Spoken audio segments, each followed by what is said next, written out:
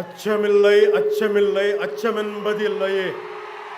இச்சகத்து உள்ளுரெல்லாம் எதிர்த்து நின்று போதினும் அச்சமில்லை அச்சமில்லை అచ్చమెన్బదిల్లయే. భయం లేదు భయం లేదు భయమన్నది లేనే లేదు. ఒక దుర్నీతి దుర్జన లోకమంతయు ఎదురొచ్చిన భయం లేదు భయం లేదు భయమన్నది లేనే లేదు. భయం లేదు కాబట్టే అసలే చీకటి గాఢాంధకారమైన వెళ్ళే దారంతా గోతులు గుంతలు లోయలు అగాధాలు ఉన్న ఇల్లేమో దూరమైన చేతిలో దీపం లేకపోయినా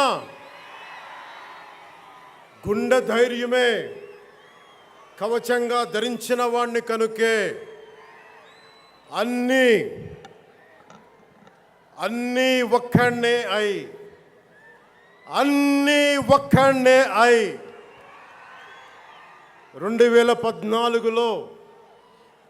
2014లో జనసేన పార్టీని స్థాపించాం. భావ తీవ్రత ఉంది గనుకే 2018లో పోరాట యాత్ర చేశాం. ఓటమి భయం లేదు కాబట్టే 2019లో పోటీ చేశాం. ఓడినా అడుగు ముందుకే వేశాం. మనం నిలబడ్డాం, పార్టీని నిలబెట్టాం. మనం నిలదొక్కుకున్నాం. మనం నిలదొక్కుకోవటమే కాకుండా 4 దశాబ్దాల టీడీపీ పార్టీని కూడా నిలబెట్టాం. మనం ఓడినప్పుడు 2019లో మీసాలు మెలేశారు, జబ్బలు చరిచారు, తొడలు కొట్టారు, మన ఆడపడుచుల్ని అవమానించారు, ప్రజల్ని నిరంతరం హింసించారు. ఇదే న్యాయం అని మన నాయకులు, మన జన సైనికులు, మన వీర మహిళలు అందరూ అడిగితే, గొంతెత్తితే వారిపైన కేసులు పెట్టారు, జైళ్ళల్లో పెట్టారు, నిర్బంధంలో తోశారు. 4 దశాబ్దాల సుదీర్ఘ రాజకీయ అనుభవం ఉన్న నాయకుడిని అక్రమ కేసుల్లో బంధించారు. వారి తెలుగుదేశం పార్టీ కార్యకర్తల్ని, సీనియర్ నాయకుల్ని రోడ్డు మీదకి రావాలంటే భయపడేలా చేశారు. ఇక నాలాంటి వాణ్ణి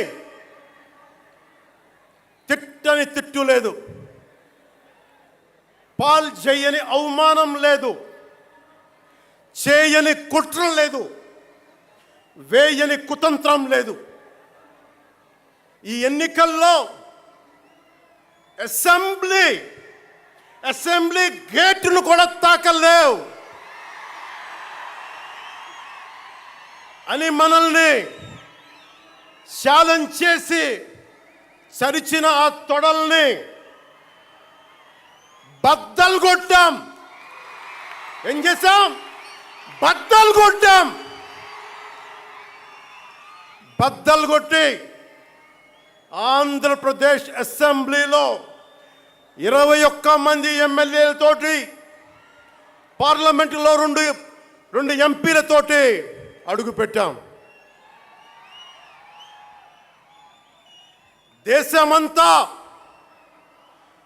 దేశమంతా తల తిప్పి తిరిగి చూసేలా 100% స్ట్రైక్ రేట్తో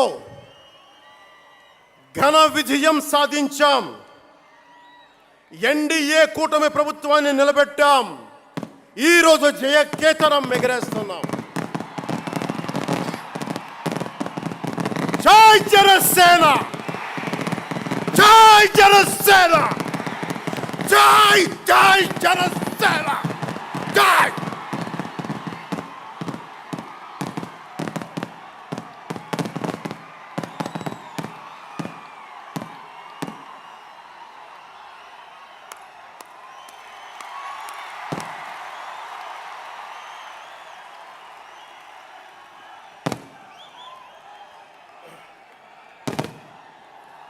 భరత భూమి నేర్పినదో, ప్రజాకోటి నేర్పినదో నిజమేమిటో కానీ ఒట్టి చేతిలో శత్రువుపై దుమికే శక్తి ఉంది అని చెప్పిన దాశరథి కృష్ణమాచార్య మాట బలం తెలంగాణకే కాదు, నెల్లూరులో చదువుకున్న నాకు కూడా. అందుకేనేమో అలా మన జనసేన జన్మస్థలం తెలంగాణ అయ్యింది, కర్మస్థలం ఆంధ్ర అయ్యింది. రుద్ర వీణ వాయిస్తా, అగ్ని ధారలు కురిపిస్తా, తిరుగుబాటు జెండా పట్టిస్తా, దుష్ట పాలన నుండి విముక్తి కలిగిస్తా అన్న కృష్ణమాచార్య మాటలు మాకే కాదు, మబ్బుల్లో పరిగెత్తే పిడుగులు, వేట కోసం బయటకొచ్చిన కొదమ సింహాలు వారికి కూడా ఊతమిచ్చినాయి. ఊతమివ్వబట్టే 24 ఎన్నికల్లో దాష్టీక ప్రభుత్వాన్ని దించి కూటమి ప్రభుత్వాన్ని, ఎన్డీఏ కూటమి ప్రభుత్వాన్ని గెలిపించారు. అందుకని మీ అందరికీ గుండెల్లోతుల్లో నుంచి ధన్యవాదాలు. మూగబోయిన కోటి తమ్ముల గళాల పాట పలికించి కదిలి జవమ్మ కూర్చి నా కళానికి బలమిచ్చి నడిపినట్టి నా తెలంగాణ కోటి రతనాల వీణ, నా తెలంగాణ కోటి రతనాల వీణ. అలాంటి కోటి దివిటీల క్రాంతి జ్యోతి తెలంగాణకు ఆ రోజున కరెంట్ షాక్ తగిలి చనిపోబోయిన నాకు కొండగట్టు ఆంజనేయుడి దయ, తెలంగాణ అన్నదమ్ముల దీవెన, నన్ను ప్రేమించే ప్రజలందరి దీవెన నాకు పునర్జన్మనిచ్చింది తెలంగాణ భూమి. అలాంటి తెలంగాణ నేల తల్లికి నా వందనాలు, హృదయపూర్వక వందనాలు. బండెన్క బండి గట్టి 16 బండ్లు గట్టి ఏ బండిలో పోతావు కొడక నైజాం సర్కార్ రోడా అని కాలిక గజ్జగట్టి చేత కర్రబట్టి కాలిక గజ్జ కట్టి ఆటనే పాటనే ఆయుధంగా మలిచిన వాడు, యువత గుండెల్లో పోరాట స్ఫూర్తిని నింపిన వాడు, నేను కనిపిస్తే ఎలా ఉన్నావురా తమ్మి అని ఆప్యాయంగా పలకించే మన మధ్య లేని నా అన్న, నా గద్దరన్న, నేల నుంచి వచ్చిన నా తెలంగాణ జన సైనికులకి, జనసేన నాయకులకి, వీర మహిళలకు నా హృదయపూర్వక శుభాకాంక్షలు. మా ఆడపడుచులు, మా వీర మహిళలు, మీ పోరాట స్ఫూర్తిని నేను మర్చిపోలేను. మీరు నా దృష్టిలో, ప్రజల దృష్టిలో, అందరి దృష్టిలో మీరు రాణి రుద్రమ్మలు, వీరనారి గున్నమ్మలు, మా జనసేన వీర మహిళలు. మా జనసేన ఆడపడుచులు అందరి క్షేమం కాంక్షించే సూర్యదేవుని లేలేత కిరణాలు. తేడా వస్తే కాల్చి కథం చేసే లేజర్ బీములు మా జనసేన వీర మహిళలు. అలాంటి మీకు, మా ఆడపడుచులకి, మా వీర మహిళలకి నేను మీకు రుణపడి ఉంటాను. సీనియర్ నాయకులు కొనతాల గారు చెప్పినట్టుగా ఈరోజు హోలీ పర్వదినం. రంగులు, ఉత్సాహం, మైత్రిని పంచే పండగ. చెడు పోయింది, మంచి వచ్చిందని చెప్పి రంగులు జల్లుకునే పండగ. మన జయకేతనం ఎగరవేసిన రోజున హోలీ కూడా రావటం యాదృచ్ఛికం కాదు, భగవంతుడి నిర్ణయం. అందుకని దేశ ప్రజలందరికీ నా హోలీ శుభాకాంక్షలు తెలియజేస్తా ఉన్నాను. ये भगवान का आशीर्वाद है कि जनसेना का यह खास दिन होली के पावन त्योहार के साथ आया है. मेरे लिए होली रंगों का त्योहार है, एकता का त्योहार है, दोस्ती का उत्सव है, खुशी और उल्लास का पर्व है. इस शुभ अवसर पर मैं इस मंच से, पिठापुरम से आप सभी को होली की हार्दिक शुभकामनाएं देता हूं. తమిళనాడు నుంచి నాకు ఎంతో ప్రేమనిచ్చారు. మన స్పీచ్లు చూస్తారంటే నాకు తెలియదు. మన తమిళనాడు పర్యటనకి వెళ్తే అందరూ నాకు ఎంతో ప్రేమనిచ్చారు. షణ్ముఖ యాత్రకి వెళితే నేను తమిళనాడులో చాలా కీలకమైన దశలో ఉన్నవాడిని, పెరిగినవాడిని. సుబ్రహ్మణ్య భారతీయారిని స్ఫూర్తిని నింపుకున్నవాడిని. అలాంటి తమిళనాడు ప్రజలందరికీ నా మనస్ఫూర్తిగా మీకు నా నమస్కారాలు. రమణ మహర్షి ఉళ్ళిట్ట ఎన్నట్లు సిద్ధர்கள் வாழ்ந்த சித்தப்பெற்ற சித்தர் பூமி உலக புதுமரியம் திருக்குறளவை உலகக்கு தந்த ஞான பூமி அச்சமில்லை அச்சமில்லை என முழுங்கிய மகாகவி பாரதியார் வீரபூமி உலகத்தை ரட்சிக்கும் கந்தசஷ்டி கவசம் எனும் அருண்கோடை தந்த ஆன்மீக பூமியாம் தமிழகத்தை சேர்ந்த என் அன்பு உள்ளங்களுக்கு எனது அன்பு நிறைந்த வணக்கங்கள். మన మహారాష్ట్రకి వెళితే నాకు మహారాష్ట్రలో అభిమానులు ఉంటారు. అది కూడా రాజకీయ పరంగా ఉంటారు, సినిమాల పరంగా కాకుండా అని నాకు తెలియలే. ఎంతో ప్రేమనిచ్చారు. గౌరవ మహారాష్ట్ర ముఖ్యమంత్రి దేవేంద్ర ఫడ్నవీస్ గారు నన్ను రమ్మని 19 నుంచి అడుగుతూ ఉన్నారు. అప్పుడు కుదరలా, 24లో కుదరలేదు, 19లో కుదరలేదు, 14లో కుదరలేదు. మొన్న హర్యానాలో మీరు రావాలి ఖచ్చితంగా అని చెప్పి ప్రత్యేకించి నన్ను పిలిపించారు. నేను ఎన్డీఏ కూటమి కోసం ప్రచారం చేశాను, భారతీయ జనతా పార్టీ కోసం. వెళ్ళిన అన్ని సీట్లు దాదాపు 95% మనం గెలిచాం, ఒక్క సీటు తప్ప. మీకు తెలుసు, నాకు మరాఠీ నేల, మహారాష్ట్ర నేల, ఛత్రపతి శివాజీ మహారాజ్ నేల, ఛత్రపతి సంభాజీ మహారాజ్ నేల. అలాంటి నేలకి ఛత్రపతి शिवाजी महाराज आणि छत्रपती संभाजी महाराज यांच्या महाराष्ट्र भूमीतून आलोल्य सोलापूर, लातूर, बिल्लारपूर सारख्या जिल्ह्यांतील जनसैनिकांना माझा मनपूर्वक नमस्कार. అలాగే కర్ణాటక నుంచి వచ్చిన అభిమానులకి,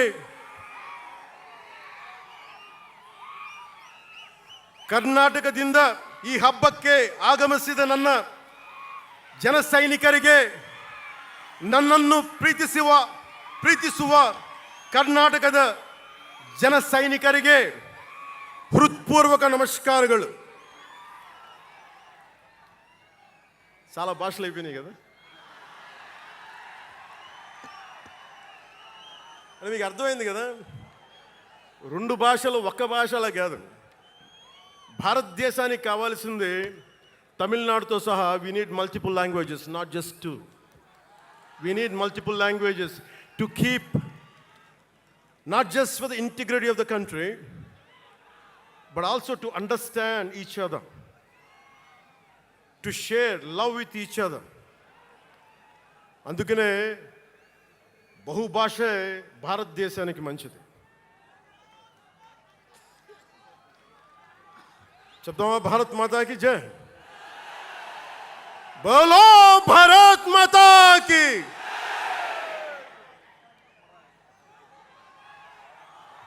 అలాగే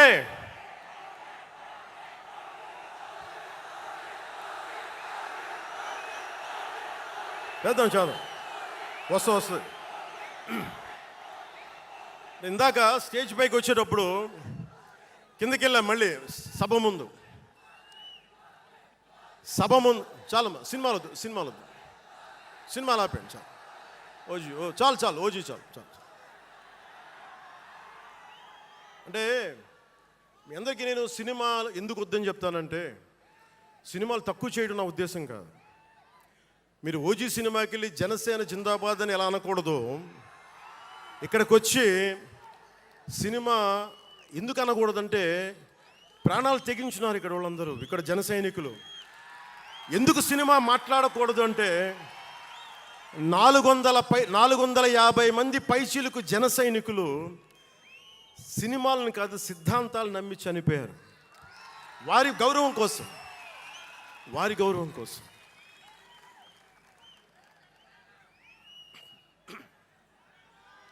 ఇందాక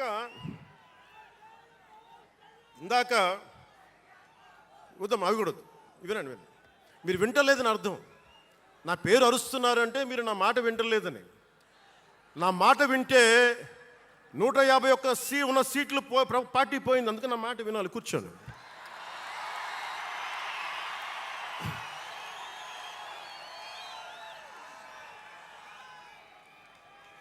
ముందుగా నేను 11 సంవత్సరాల క్రితం పార్టీ పెట్టినప్పుడు, ఈరోజు మీకు డేటాలు చెప్పను, ఎన్డీఏ ప్రభుత్వం గురించి వీటిని చెప్పలేను. నేను మీతోటి 11 సంవత్సరాలు పార్టీని ఎలా నడిపాం, ఏ బేసిస్తో నడిపాం, నా కష్టాలేంటి, నేను పడ్డ ఇబ్బందులేంటి, కొన్ని పంచుకుంటాను. అన్నీ పంచుకుంటే సంవత్సరం కావాలి. నేను ఓటమిలు ఎలా ఉంటాను, గెలుపులు ఎలా ఉంటాను, మీరు నా గుండెల్లో పెట్టుకున్న వాళ్ళు, మీరందరూ నా గుండెల్లో పెట్టుకున్న, మీకు మించిన కుటుంబం నాకు లేదు. అలాంటి నేను 2014లో ఒక్కడనే కూర్చొని జ్వలిస్తూ మదించిపోతూ, మన ఆలోచనతో మధిస్తూ, ఎలా చెప్పాలి, పెద్ద రాజకీయాల మీద నా చాలామందితో కసరత్తులు చేసిన వాడిని కాదు. 2009లో అప్పుడు రాజకీయ ప్రస్థానం తప్ప. 2003లో నేను మా నాన్నకి చెప్పాను ఫస్ట్. ఈరోజు మా నాన్నగారు లేరు, స్వర్గస్థులయ్యారు. మా నాన్నకి మా అమ్మకి 2003లో చెప్పారు, అమ్మ నేను ఒకరోజు పాలిటిక్స్కి వెళ్తాను. మా మా నాన్నకి నచ్చల మాట. శుభ్రమైన కెరీర్ పెట్టుకొని పిచ్చేంట్రా నీగానే. కానీ నేను చెప్పలేకపోయినా ఆ రోజున. నేను సినిమాలని దృష్టిలో పెట్టుకొని ఎదగలేదు, సమాజాన్ని దేశాన్ని దృష్టిలో పెట్టుకొని ఎదిగాను. సినిమా నాకు ఉపకరణం అయింది, కానీ సినిమా నా జీవితం కాలం. చెప్పలేకపోయినా ఆ రోజున. నన్ను చాలామంది, మీరు అందరికీ నాకు గద్దరన్న ఎలా పరిచయం అనుకుంటున్నారు మీరు? రాజకీయాల ద్వారా కాదు. గద్దరన్న ఖుషీ సినిమా చూసి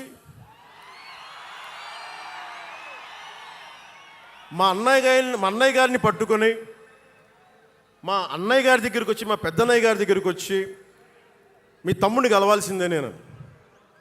మా అన్నయ్య ఫోన్ చేశారు, అరే నేను గద్దర్ గారు కలుస్తారంటాను. నాకు గద్దర్ గారు అంటే ఇష్టం చిన్నప్పటి నుంచి, మా నాగబాబు గారి దయ వల్ల. సరే కలిస్తే ఆయన ఎంత క్షుణ్ణంగా ఆయన పరిస్థితి చెప్పాడంటే, అరే నువ్వు దేశం కోసం సమాజం కోసం ఆలోచించేవాడివి. నీ ఏ మేరా జహా అనే పాటలో నువ్వు భరతమాతని సంఖ్యలలో బంధించి పెట్టావు కదా, నీ భావం నాకు అర్థమైందిరా అన్నాడు. నువ్వంటే నాకు ఇష్టం రా తమ్మి అని చెప్పి ఆ రోజు నుంచి మాకు స్నేహం. అది నాకు అన్నా తమ్ముడ బంధమైందని ఆయన చనిపోయేలోపు. అలాగే 2006లో నేను విపరీతంగా ఒక పిహెచ్డి కోసం, ఒక స్కాలర్ ఎలా చదువుతాడో పుస్తకాల మధ్యలో సినిమాలు చేశాను. అందుకే నా సినిమాలు మీకు నచ్చి ఉండకపోవచ్చు ఆ రోజున. కానీ నా జ్వలనాన్ని ఎక్కడో ఢిల్లీలో కూర్చొని ఒకళ్ళు, ఢిల్లీ యూనివర్సిటీలో పనిచేసే ఒక ప్రొఫెసర్, ప్రకాశం జిల్లాకు చెందిన వ్యక్తి, నాకు తెలియదు ఆయన ప్రకాశం జిల్లా వ్యక్తి. నా రోజున ఆయన వచ్చి మిమ్మల్ని కలవాలని చెప్పి ఒక నెల రోజులు నా వెంట పడితే ఆయన కలిశారు. ఆయన వచ్చి నన్ను ఒకే ఒక మాట అడిగారు 2006లో, మీరు రాజకీయాల్లోకి వస్తారా?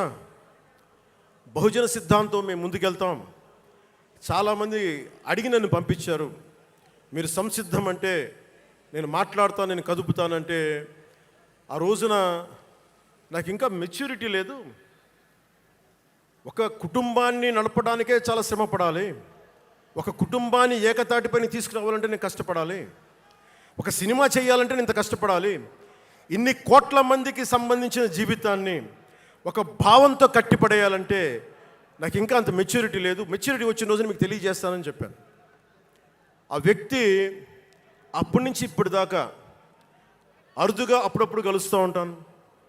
ఈ రోజున హైదరాబాద్ సెంట్రల్ యూనివర్సిటీ ప్రొఫెసర్, మీలో కొంతమందికి తెలిసి ఉండొచ్చు, ప్రొఫెసర్ శ్రీపతి రాముడు గారికి మనస్ఫూర్తిగా నా ధన్యవాదాలు తెలియజేస్తున్నాను. వారిని వేదికపైకి రమ్మని మనస్ఫూర్తిగా కోరుకుంటా ఉన్నాను. ఎందుకంటే మీరు ఓజీ ఓజీ అని అరుస్తూ ఉంటే నన్ను సినిమాల కంటే కూడా సినిమాల్లో ప్రజలకి పనిచేసే మనిషిని చూశారు ఇలాంటి మేధావులందరూ, పోరాట యోధులందరూ. సో నాకు ఎప్పుడు కూడా ఆయన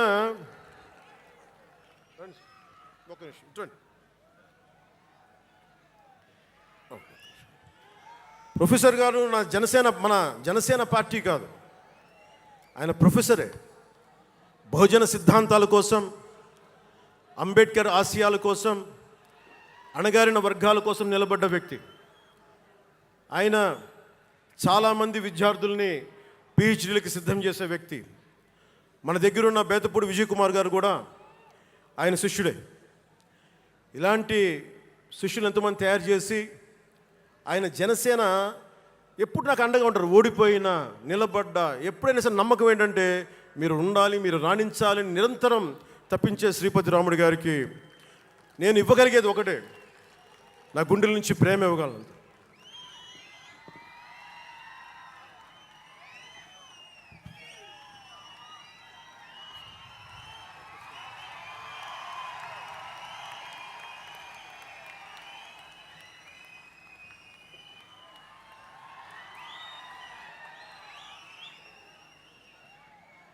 అంటే కృతజ్ఞత అనేది ఎంత అవసరం, గుర్తింపు ఎంత అవసరం అంటే మనం ఏదో అయినప్పుడు కాదు, ఏవి అవ్వనప్పుడు మనం వెంట నిలబడాల్సింది. నేను థ్యాంకింగ్ నోట్స్ చెప్దాం అనుకున్నా. ఎవరికి చెప్పాలి? ముందుగా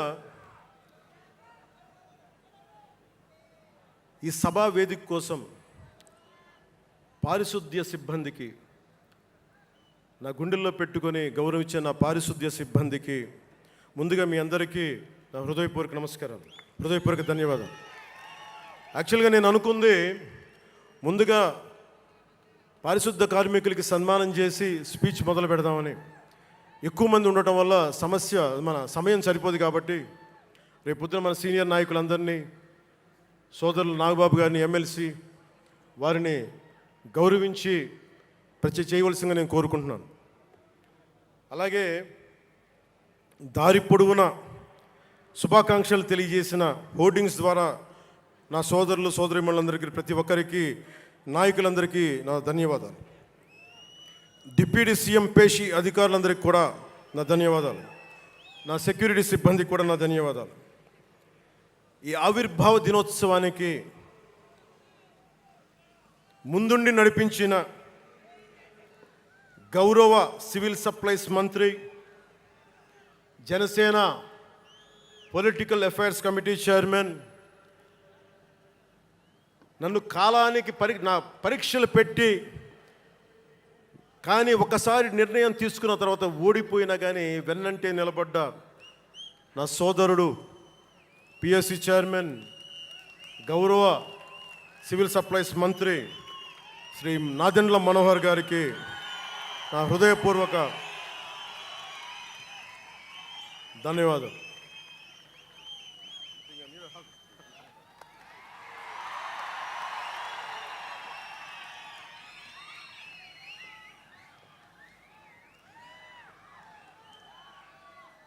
అలాగే 2009 నుండి 10 నుండి ఆయన పాలిటిక్స్లో లేకపోయినా నేనంటే ఇష్టం తోటి ఎప్పుడు నా వెన్నంటే ఉండే హరిప్రసాద్ గారికి ఏం ఆశించాలా, జీతాలు తీసుకోవాలా, జీతభత్యాలు లేవు, ఉన్నంతలోనే ఎవరు అన్నిటికీ పాపాల భైరవుడు ఆయన. పవన్ కళ్యాణ్ ఆ నిర్ణయం తీసుకోలేదంటే ఈయనే ఉంటాడు కారణం అంట. పవన్ కళ్యాణ్ తేలిక మాట నేస్తాడు అందరి మాట. పవన్ కళ్యాణ్ కొంచెం ఆలోచన ఉంటుంది కదా, ఎవరికి ఇవ్వాలి ఎందుకు ఇవ్వకూడదని. కానీ ప్రతిదానికి నేను తీసుకున్న నిర్ణయాలకి ఆయన భరించాడు. అలాంటి అన్నిటినీ భరించి నా వెన్నంటే ఉన్న హరిప్రసాద్ గారికి మనస్ఫూర్తిగా నా ధన్యవాదాలు.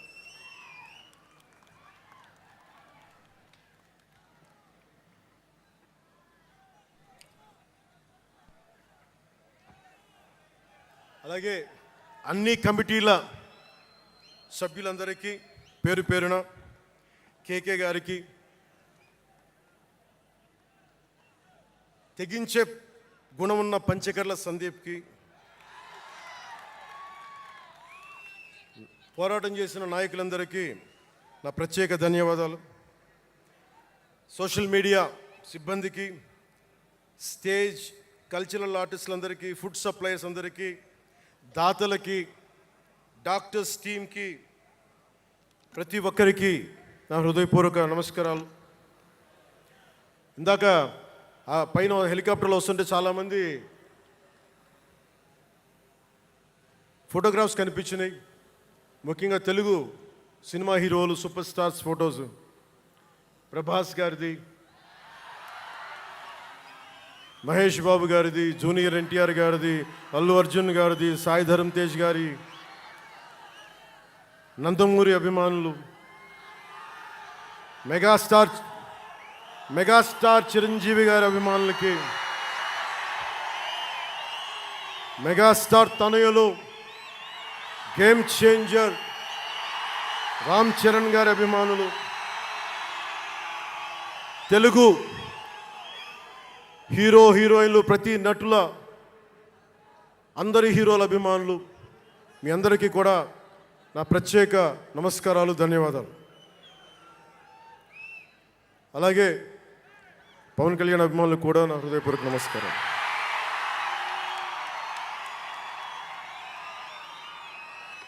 మద్దతు ఇచ్చిన జనసేనతో పాటు ఎన్డీఏ కూటమి పక్షాలైన తెలుగుదేశం, బీజేపీ నాయకులకు, కార్యకర్తలకు నా ప్రత్యేక ధన్యవాదాలు.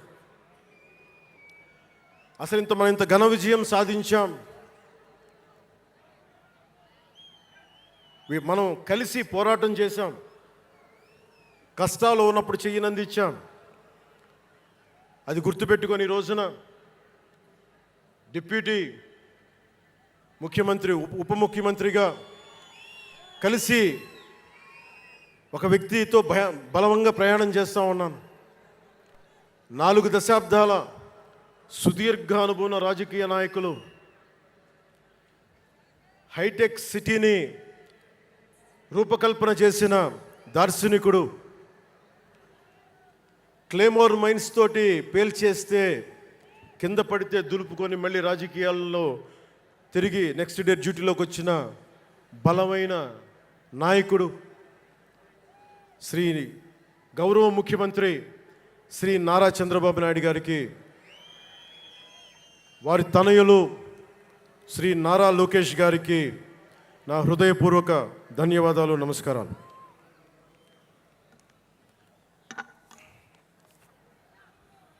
ఒకసారి నా నోటి నుంచి 11 సంవత్సరాలు నలిగాం కదా, మన ఎంపీలు మన పేర్లు నా నోటి గుండా చెప్పాలి మీ అందరికీ అని చెప్పడానికి. నాదెండ్ల మనోహర్ గారికి, కందుల దుర్గేష్ గారికి, ఎంపీలు తంగెళ్ళ ఉదయ్ శ్రీనివాస్ గారికి, వల్లభనేని బాలశౌరి గారికి, కొణిదెల నాగబాబు గారికి, హరిప్రసాద్ గారికి, నిమ్మక జయకృష్ణ గారికి, లోకం నాగం మాధవ్ గారికి, కొనతాల రామకృష్ణ గారికి, పంచకల్ల రమేష్ బాబు గారికి, సుందరపు విజయ్ కుమార్ గారికి, చనిపోయిన వంశీకృష్ణ యాదవ్ గారికి, పంతం నానాజీ గారికి, బత్తుల బలరామకృష్ణ గారికి, శ్రీ దేవివర ప్రసాద్ గారికి, గిడ్డి సత్యనారాయణ గారికి, పులపర్తి ఆంజనేయులు గారికి, బొమ్మిడి నాయకర్ గారికి, బోలిశెట్టి శ్రీనివాస్ గారికి, పొత్సమాత ధర్మరాజు గారికి, చిర్రి బాలరాజు గారికి, మండలి బుద్ధప్రసాద్ గారికి, ఆర్ శ్రీధర్ గారికి, ఆరణి శ్రీనివాసులు గారికి, 2000 పవన్ కళ్యాణ్ మర్చిపోయా, నేను మర్చిపోయినా మీరు మర్చిపోయిన ఎవరు కదా.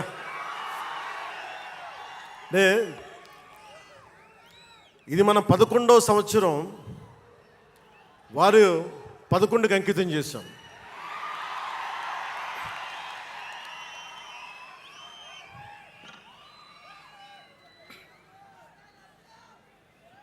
Love you two.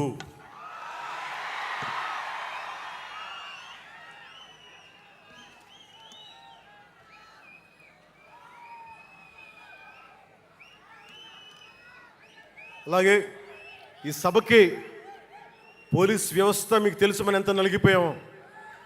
గత 5 ఏళ్లలో మనం ఎంత నలిగిపోయామో మీకు తెలుసు, ఎన్ని ఇబ్బందులు పాలు చేశారో తెలుసు. ఆ రోజు నుంచి కూడా ఈ రోజుకి వరకు నాకు పోలీస్ శాఖ అంటే చాలా గౌరవం. ఎందుకంటే పోలీస్ శాఖకి స్వయం నిర్ణయాలు చేసే హక్కు ఉండదు, డ్యూటీయే ఉంటుంది. బ్రిటిష్ వాళ్ళు పరిపాలించినప్పుడు పోలీస్ కూడా బ్రిటిష్ అధీనంలో పనిచేశారు తప్ప వాళ్ళకి ఇవ్వబడ్డ డ్యూటీ చేశారు. భగత్ సింగ్ని కొట్టమంటే కొట్టారు, జైల్లో పెట్టమంటే పెట్టారు, గాంధీ గారిని లాక్కెళ్ళిపోమంటే లాక్కెళ్ళిపోయారు. వాళ్ళు చేయకపోతే అది డ్యూటీకి విరుద్ధం అవుతుంది, చేయక తప్పదు. మరి అదే పోలీస్ ఆ రోజున వచ్చారు. స్వాతంత్రం వచ్చిన తర్వాత మిలిటరీ కూడా అంతే. అందుకనే నాకు పోలీస్ శాఖ మీద ఎప్పుడు వ్యక్తిగతంగా కోపం ఉండదు, ఏదో కొద్దిమంది వ్యక్తులు ఎక్కువ చేస్తే తప్ప. అలాగా ఈ రోజున చాలా గొప్పగా నిలబడ్డ, సహకరించిన పోలీస్ అధిపతి డీజీపీ గారికి, కాకినాడ జిల్లా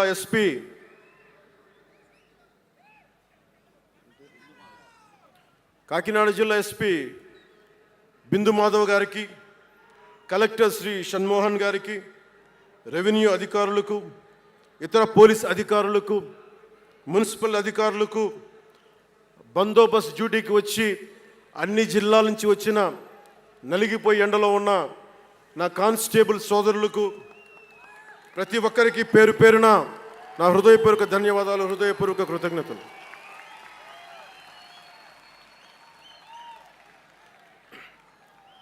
నా ఇష్టం, నా కోరిక ఎప్పుడూ సగటు మనిషిగా ఉండటమే. తన పని తను చేసుకుంటూ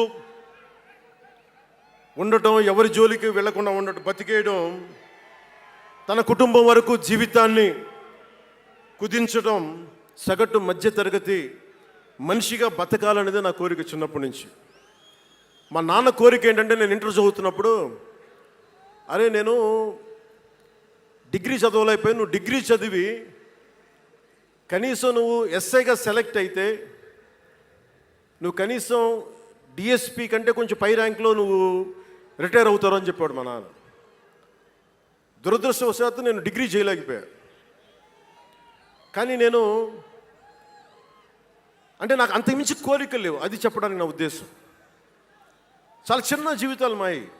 మా అన్నయ్య గారు ఏదో పొరపాటు యాక్టర్ అయిపోయారు తప్ప నాకు రావాలి నేను ఎప్పుడు అనుకోలే. అదే నెల్లూరులో, అదే ఫతేఖాన్పేటలో చిన్న ఇంట్లో ఇంకొక మామిడి మొక్క ఉంటే బాగుంటుంది అనుకున్న కోరిక తప్ప కోట్లు సంపాదించాలి, పేరు రావాలని ఎప్పుడు ఆశించాల. సో నన్ను ఎలా పెంచారు మా ఇంట్లో అంటే మీరు ఆశ్చర్యపోతారు. మొన్న నా friend Anand Sai TTD board సభ్యుడిగా నియమితులయ్యారు. అతను చెప్తా ఉన్నాను నాకు ఈ మధ్యన, నన్ను ఎలా పెంచారంటే మా ఇంట్లో అతని ఆనంద్ సాయి మాటల్లో, చిన్న తంబి అని తమిళ సినిమా ఉంటుంది, మన తెలుగులో చంటి అని సినిమా తీశారు. చిన్న తంబి కదా ఆనంద్, అవునా? అందులో హీరోయిన్ని ఎలా పెంచుతారు ఇంట్లో నుంచి బయటికి వెళ్లకుండా? చంటీలో హీరోయిన్ మీనాని ఎలా పెంచారు ఇంట్లో నుంచి బయటికి వెళ్లకుండా? మా ఇంట్లో నన్ను అలా పెంచారు. వీడి బయటికి వెళ్తే ఏమైపోతాడో, సున్నితమైన వ్యక్తి, వీడికి ఆస్తమా ఉంది, వీడికి ఇలాంటి పరిస్థితుల్లో నన్ను ఇంట్లో నుంచి కదలనివ్వకుండా, ఎక్కడికి వెళ్ళనివ్వకుండా, ఎక్కడికన్నా బయటికి వెళ్తే పంపించారు. ఒకరోజు చెన్నైలో నేను అన్నానగర్లో కంప్యూటర్ ప్రోగ్రామింగ్ కోర్స్ చేసేవాడిని ఒక సంవత్సరం పాటు. ఆ ప్రోగ్రామ్ ఫైనల్ చేసే పరిస్థితుల్లో టైం 10:30 అయింది, 10:30 రాత్రి. ఇంటికి వెళ్ళడం గంట లేట్ అయింది. అంటే మనం సాయంత్రం 6 గంటలకల్లా వెళ్ళిపోవాలి. ఆ రోజు 10:30కి వెళ్తే చెప్పా పెట్టకుండా, అంటే మన కొంచెం లేట్ అయింది ఎగ్జామ్స్ వల్ల. ఇంటికి వెళ్ళేటప్పటికి ఎలా ఉంది అంటే, ఇంట్లో ఆడపిల్ల వెళ్ళిపోతే ఇల్లు ఎలా ఉంటుందో, 10:30కి నేను ఇంటికి వెళ్తే మా అన్నయ్య షూటింగ్ నుంచి క్యాన్సిల్ చేసుకుని వచ్చేస్తా ఉన్నారు. మా వదిన ఇంట్లో హాల్లో ఉంది, మా నాగబాబు వీధి బయట తిరుగుతూ ఉన్నాడు. మొత్తం అందరూ ఏమైపోయాడు, ఎక్కడికి ఏమైపోయాడని. నేను ఎగ్జామ్ రాసి వస్తున్నాను, బస్సులు దొరకలేదు నాకు, 2 బస్సులు మారి రావాలని చెప్పాను. నాకు కార్లు లేవు ఆ టైంలో. అంటే అలాంటి నన్ను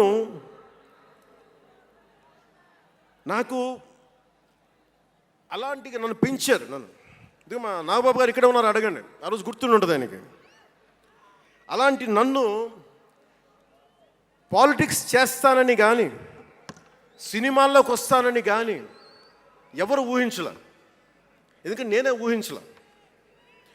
పోనీ 18 ఏళ్ల వయసులోనో 20 ఏళ్ల వయసులోనో 10:30కి లేటుగా వచ్చామంటే ఒక అర్థం ఉంటుంది. అక్కడ అమ్మాయి ఇక్కడ అబ్బాయి, గోకులంలో సీత, సుస్వాగతం, తొలి ప్రేమ చేస్తున్న సమయంలో, మేబీ తొలి ప్రేమ ముందు అటో ఇటో, సంగీత్ థియేటర్లో, హైదరాబాద్ సంగీత్ థియేటర్లో క్లింట్ ఈస్ట్వుడ్ నాకు ఇష్టమైన హీరో, అతను సినిమాకి వెళ్ళా.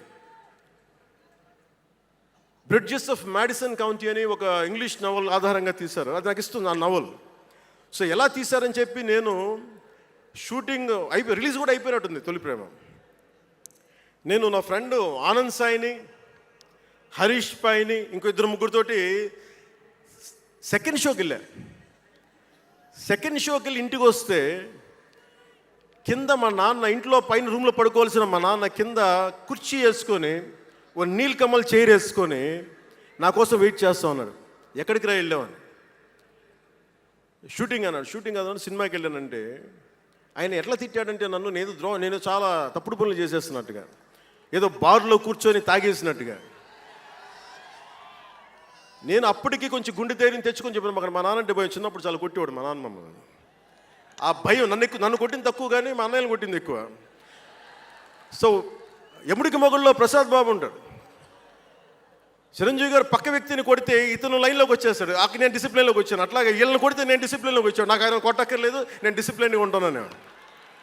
సో నాకు మా నాన్న చూడగానే భయం వేసింది, కొడతాడా గబుక్కున బాగుండదేమో అనుకునేవాడిని. నేను చెప్పాను, కొంచెం బలం తెచ్చుకొని 3 సినిమాలు హిట్లు వచ్చినాయి, 4వ సినిమా రిలీజ్ అయ్యి హిట్ అయింది తొలి ప్రేమ. నాన్న నేను హీరో నన్న సంగతి కూడా మర్చిపోకు, నువ్వు అర్థం చేసుకో అని చెప్పాను. ఇంకా ఎక్కువ తిట్టాడు. అంటే మా నాన్న తిట్లు ఎలా ఉన్నాయంటే చెప్పలేను. కానీ ఈ అర్ధరాత్రి అపరాత్రి తిరుగుళ్ళు ఏంట్రా, ఈ సెకండ్ షోలకి వెళ్ళడం ఏంటి, ఏదో హీరో అయ్యావు అయితే అన్ని హెల్ప్ చేసేస్తావా అని తల ఉంచుకొని పైకి వెళ్ళిపోయాడు. అంటే అలాంటి నేను ఇన్ని కోట్ల మందికి సంబంధించిన పాలిటిక్స్ చేయాలంటే భగవంతుడు రాసిన రాత కాకపోతే నేను కోరుకున్నదా కాదు అది. అలాంటి వాతావరణంలో పెరిగిన నేను ఈ సినిమాలు ఏంటో, ఈ పాలిటిక్స్ ఏంటో, పార్టీ పెట్టడం ఏంటో అని అనుకుంటే అంటే ఇందాక ఎందుకు బయటికి వెళ్ళానంటే ఇవన్నీ ఆలోచిస్తున్నా. ఇదంతా భగవంతుడు మాయ తప్ప నాది కాదు నాకు తెలుసు. అలాంటి జీవితానికి దారి ఏర్పరిచింది, ప్రజా సమస్యలపై నిలబడేలా చేసింది, పార్టీ పెట్టనిచ్చింది నాలోని భావ తీవ్రత. పార్టీ పెట్టనిచ్చింది భావ తీవ్రత, పుస్తక పఠనం, డబ్బులు సంపాదించాక ఖర్చు పెట్టనంటే ఎలా కుదరదో, వద్దనుకున్న ఏదోలా ఖర్చు అయిపోతాయి. అలాగా కొంత జ్ఞానం వచ్చాక, కొంత చదివాక, కొంత చెయ్యగలిగే సత్తా ఉన్నాక నేను ఊరికనే కూర్చుంటాను, నేను ఏమి చెయ్యనంటే జీవితం అలా ఉండనివ్వదు. అలాంటి నన్ను ఏదో సాటర్డే సండే షూటింగ్ ప్రాక్టీస్కి వెళ్ళి మెడ్రాస్ రైఫిల్ క్లబ్లో, మార్నింగ్ లయలో కాలేజీలో జాగింగ్ చేసుకొని, ఇంటికి వచ్చి పుస్తకాలు చదువుకొని, మా వదినకి ఏదైనా అవసరమైతే పనులు చేసి పెట్టి, ఇలాంటి నేను సగటు మనిషి, మధ్యతరగతి మనిషి, అంతకుమించి వేరే పట్ల. పనగల్ పార్క్ వెళ్ళి కూరగాయలు తీసుకురావడం, వంకాయ ఎంత, తక్కాలి ఎంత, అంటే మన ఉల్లిపాయలు వంకాయలు ఎంత అని ఇట్లాంటివి తీసుకొచ్చేవాడిని. నెల్లూరులో పెద్ద బజారు, మన పెద్ద బజారు చిన్న బజారుకి వెళ్ళి ఇంటికి కావాల్సిన సామాన్లు తీసుకొచ్చేవాడిని. నాకు అంతకుమించి జీవితాన్ని కోరుకోలేదు నేను. అలాంటిది నేను యాక్టర్ అయ్యాను, ఈ రోజున పొలిటికల్ లీడర్ అయ్యాను, దేశమంతా గుర్తించే అయ్యానంటే ఇది ఏది కూడా నేను కోరుకుంది కాదు, నాకు ఇవ్వబడింది. అందుకే నేను కర్మే చేస్తాను, నేను ఫలితం ఆశించను.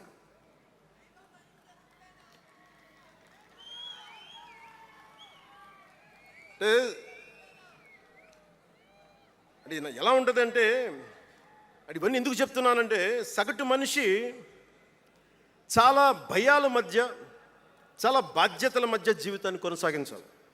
ఒక మాట అంటే ఎక్కువ, ఒక మాట అంటే తక్కువ, చాలా సన్నని గీతల మధ్య బతకాలి.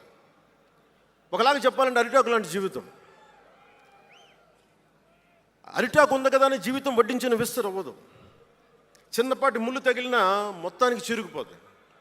అలాంటి కోట్లాది సగటు మనుషుల ప్రభావితం చేసే సినిమా కానీ, కోట్లాది మందిని ప్రభావితం చేసే రాజకీయాలు కానీ నాకు చాలా బాధ్యతనిచ్చాయి. సినిమాలో ఎంత చెప్తే మంచిది, ఎంత చెప్తే మంచిది కాదు అని ఆలోచించి చేసేవాడిని. ఒక దేశభక్తి పాట పెడితే మంచిదా, ఒక క్లబ్ డాన్స్ పెడితే మంచిదా, ఈ రెండు ఆలోచించి దేశభక్తికి వెళ్ళాను నేను. అందుకే ఏం మేరా జేహాన పెట్టాను తప్ప ఓ మై డార్లింగ్ అని పెట్టలా. అంటే అంటే ఎందుకు నేను ఆలోచిస్తానంటే, మనిషి మనెవరం శాశ్వతం కాదు. మాట అది మంచి అయినా చెడైనా, అందుకే ఆలోచించే మాట్లాడతాను ఎప్పుడు.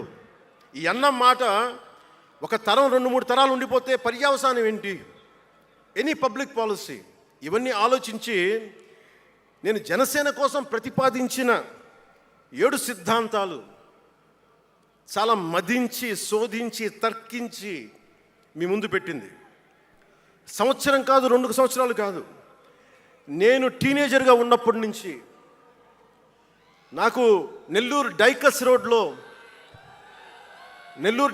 రోడ్లో డాక్టర్ కరీముల్లా గారు నాకు ఆస్తమాకు వచ్చినప్పుడల్లా నాకు డెర్ఫ్లిన్ ఇంజెక్షన్ ఇచ్చేవాళ్ళు. ఆయన కోసం వెయిట్ చేస్తూ ఉంటే ఒక బోర్డు నన్ను ఆకర్షించేది, prevention is better than cure అని. దాన్ని ఎప్పుడు గుర్తుండిపోయింది నాకు. అంటే వ్యాధి నివారణ కంటే, వ్యాధి చికిత్స కంటే కూడా వ్యాధి నివారణ మేలని. అందరూ చాలామంది అనుకుంటారు కదా, ఎందుకు నాకు చెగువెరా ఇష్టం అంటే అది కమ్యూనిజమో మావోయిజమో వల్ల కాదు. ఒకడు డాక్టర్ అయ్యండి, శారీరక రుగ్మతలు వస్తే బాగు చేసే డాక్టరు సమాజానికి పట్టే రుగ్మతలను ఎవడు బాగు చేస్తాడు అని చెప్పి డాక్టర్ వృత్తి వదిలి విప్లవకారుడు అయ్యాడు చూసారా, ఆ భావన నాకు ఇస్తుంది చెగువెరాలో. అంతేగాని అతను మావోయిస్టో కమ్యూనిస్టో అని కాదు, గెరిల్లా అని కాదు. ఆ మానవీయ కోణం నాకు నచ్చి దాన్ని ఇష్టపడ్డాను చెగువెరాని. ఆ సిద్ధాంతాలని అంటే ఇవన్నీ ఎందుకు చెప్తున్నాను మీకంటే, చాలా ఆలోచించి చేశాను. అంటే అంత వయసు నుంచి ఆ సిద్ధాంతాలని చాలా బలంగా విశ్వసించేవాడిని, ఆచరించేవాడిని కనుక, వాటి కోసం నిలబడేవాడిని కనుక, నిలబడినందుకు ఆ సిద్ధాంతాలు నన్ను దశాబ్దం రాజకీయ పోరాటం చేయగలిగే సత్తానిచ్చినాయి. ఈ రోజున 100% స్ట్రైకింగ్ రేట్తో జైకేతనాన్ని ఎగరేస్తున్నాం ఈ రోజునంటే జనసేన 7 మూల సిద్ధాంతాలే కారణం. అంటే మీకు మొన్న మన జనసేన ఆవిర్భావ దినోత్సవం అని అనగానే పవన్ కళ్యాణ్, నేను ఎంత పేరుందో నాకే తెలీదు, ఇంగ్లీష్ పేపర్లో కూడా రాస్తారని నా పేరు అనుకుంటాను అప్పుడప్పుడు. ఏదో నేషనల్ పేపర్లో ఢిల్లీ నుంచి ఎవరో తెలుగు జర్నలిస్ట్ పంపించలే, హిందీ జర్నలిస్ట్ పంపించారు నాకు. Pawan Kalyan changes his ideology left right and center అని. అంటే వీడి అవసరాలకి ఎలా పడితే అలా మార్చేస్తాడని నాకు అనిపించింది. అలా ఎలా పడితే అలా మార్చేసేవాడు 11 సంవత్సరాలు పార్టీని నడపగలడా? 7 సినిమాలతోటి సూపర్ స్టార్డమ్ రాగలదా? నేను వద్దనుకున్నా ఓజీ అని అంటూ ఉంటారు, అవన్నీ వస్తాయా?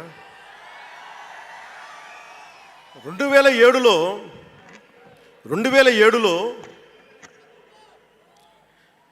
నేను కామన్మెన్ ప్రొటెక్షన్ ఫోర్స్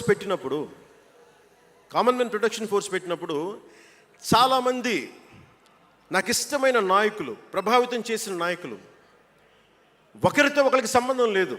ఒకళ్ళు నారాయణ గురు అయితే ఇంకొకళ్ళు షెగువేరా, ఒకళ్ళు జయప్రకాష్ నారాయణ అయితే ఇంకొకళ్ళు లోకమాన్య బాలగంగాధర్ తిలక్, ఒకళ్ళు మదర్ తెరీసా అయితే ఇంకో వైపున భగత్ సింగ్. ఆ రోజు నన్ను అందరూ అన్నారు, నీకేంటి ఇంత పిచ్చి ఏంటి, నీకు కన్ఫ్యూజ్డ్ ఐడియాలజీ నీది అంటే నేను రోజు చెప్పలేకపోయాను అందరికీ. పవన్ కళ్యాణ్ ఐడియాలజీ ఏంటంటే ఇంత భిన్నమైన వ్యక్తుల్లో ఏకత్వం చూడగలగడం పవన్ కళ్యాణ్ ఐడియాలజీ. ఆ ఏకత్వాన్ని చూడగలిగాం కాబట్టి ఆ 7 సిద్ధాంతాలు వచ్చినాయి. నాకు ఒక్కొక్కరిలో నాకు నచ్చిన అంశాన్ని తీసుకొని నాకు వ్యక్తిగతంగా బలం ఇవ్వడం చూశాను. అది నా మీద ఎంత ప్రభావితం చూపించింది, అది ఎంత సక్సెస్ ఇచ్చిందో కూడా నాకు తెలుసు. అంటే నేను అందరిలాగా నేను కాలేజీలకి యూనివర్సిటీలకి వెళ్ళాను, డాక్టరేట్ లేకుండా పోవచ్చు, యూనివర్సిటీస్కి వెళ్ళి ఉండకపోవచ్చు, కానీ జ్ఞానాన్ని సముపార్జించటం నా చిన్నప్పటి నుంచి ఈ క్షణం దాకా నేను ఎప్పుడూ ఆపలా, ఎప్పుడు నేర్చుకుంటానే ఉన్నాను. అంటే చిన్నప్పుడు ఇలస్ట్రేటెడ్ వీక్లీలు, ఫ్రంట్ లైన్ మ్యాగజైన్లు, న్యూస్ పేపర్లు, సోవియట్ భూమి పత్రికలు, చరిత్ర, సంస్కృతి పుస్తకాలు, సాహిత్యం, ఫిలాసఫీ, ఫారిన్ అఫైర్స్ ఇవేమి చదవడం ఆపలా ఇప్పటిదాకా. అవన్నీ సామాజిక, చారిత్రక, రాజకీయ అంశాల మీద అవగాహన లేకుండా ఎందుకు పార్టీ పెడతాం? దేశ విభజన, కలోనియల్ చరిత్ర, తిరుగుబాట్లు, చిట్టాగాంగ్, విప్లవ వీరులు, తాకట్టులో భారతదేశం, యాడమ్ స్మిత్లు, మాల్థూసియన్ థీరీలు చదవకుండా, అర్థం చేసుకోకుండా పార్టీ పెట్టేస్తామా? అంటే ఇవన్నీ ఇంత అవగాహన, ఇంత సామాజిక పరిజ్ఞానం సినిమాలు చేసుకునే వాడికి ఎలా ఉంటుంది అవగాహన అని? అదే కదా. అంటే దానికోసం ఎలా పుట్టాలండి? ప్రత్యేకంగా తెల్లగడ్డ వేసుకొని పుట్టాలా అండి? ఆకాశంలోకి చూస్తా తెల్లగడ్డ వేసుకొని సామాన్యుడికి అర్థం కాని లిటరీ టర్మ్స్ తోటి మాటల్ని మాట్లాడాలా? పోనీ పార్టీ పెట్టాలి అంటే నాన్న ముఖ్యమంత్రి అయి ఉండాలా? మావయ్య కేంద్ర మంత్రి అయి ఉండాలా? బాబాయిని చంపించుండాలా అని ఎక్కడ రాసిలేదు కదా. అంటే దశాబ్దం పాటు ఒంటరిగా పార్టీని మొయ్యాలి అంటే ఎన్ని తిట్లు, ఎన్ని అవమానాలు భరించాలి, ఎంత నలిగుండాలి, ఎంత జ్వలించుకుపోవాలి, ఎన్ని పోగొట్టుకోవాలి. వ్యక్తిగత జీవితం నుంచి నా ఆరోగ్యం దాకా అన్నీ పోగొట్టుకుంటానే వచ్చాను. దానికి ఈ జయకేతనం నాకు ఆనందాన్ని ఇచ్చింది. ఎందుకు చెప్తున్నానంటే ఆరోగ్యం గురించి. నేను మార్షల్ ఆర్ట్స్ చేసేటప్పుడు 3 గ్రనైట్ రాళ్ళు గుండెల మీద పెట్టుకొని పగలగొట్టించుకునేవాడిని. 9 ఏళ్ల పిల్లలు, 8 ఏళ్ల పిల్లలు ముగ్గురిని ఒకళ్ళని ఇలా పట్టుకొని ఇంకొకటి భుజాల మీద కెక్కించుకొని గుడుంబ శంకర్లో మోసుకొచ్చినంత బలం ఉంది. చూడటానికి బక్కగానే ఉంటా, కానీ బలం అపారంగా ఉండేది. అలాంటి నేను ఈ రోజున నాకు రెండో కొడుకు నేను ఎత్తుకోలేను. పెద్ద కొడుకుని ఎలాగ ఎత్తుకోలేను అనుకోండి, అది వేరే విషయం. నా రెండో కొడుకుని చిన్నవాడు 6-7 సంవత్సరాలు, వాడిని ఎత్తుకోలేను నేను, అంత బలహీన పడిపోయాను. కానీ బలం తెచ్చుకుంటాం. మీ అందరి ఆశీస్సులతోటి బద్దలు కొడతాం మళ్ళీ. అంటే రాజకీయాల్లో ఉండాలంటే రెండు, పిచ్చి పవర్ హంగ్రీ ఉండాలి, లేదా బలమైన సైద్ధాంతిక బలమన్నా ఉండాలి. వ్యక్తిగా ఎదగాలి,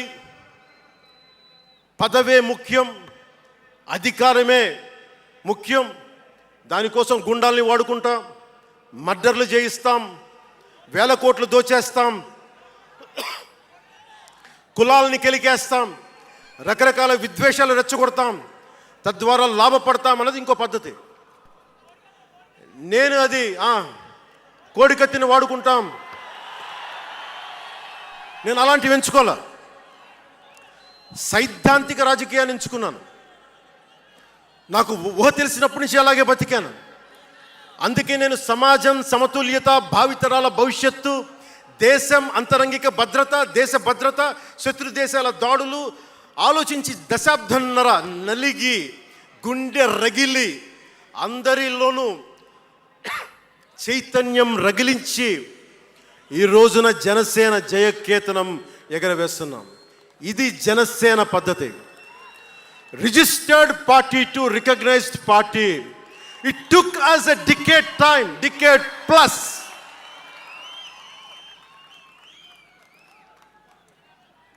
అంటే నువ్వు ఎలా మార్చేసుకుంటావంటారు, నువ్వు అలా పడితే ఎలా మార్చేసుకుంటావని మాట్లాడతారు. అరే ఒక మనం ప్రార్థించే నదే గంగమ్మ అవ్వచ్చు, కృష్ణమ్మ అవ్వచ్చు, దేవత అవుతుంది, పడవలకి రస్తా అవుతుంది, పంట కాలువలకి పొలాల్లోకి దూరే పంట కాలువ అవుతుంది. మార్పు అనేక రకాలుగా ఉంటుంది. ఇక్కడ నువ్వు గంగని నదిగా చేసావు, ఇక్కడ నువ్వు స్నానం చేయకూడదంటే కుదరదు. చాలా విభిన్నంగా చూడాలి. నేను మార్పు కోసం వచ్చిన వాడిని, ఓట్ల కోసం వచ్చిన వాడిని కాదు. అంటే ఇన్ని మాట్లాడే ఈ ఇంగ్లీష్ పేపర్ వాళ్ళకి I want to give you an example. Who said Pawan Kalyan changes from left, right and center? Let me tell you this. One example from one of your journalist brotherhood, from your journalist brethren, Sri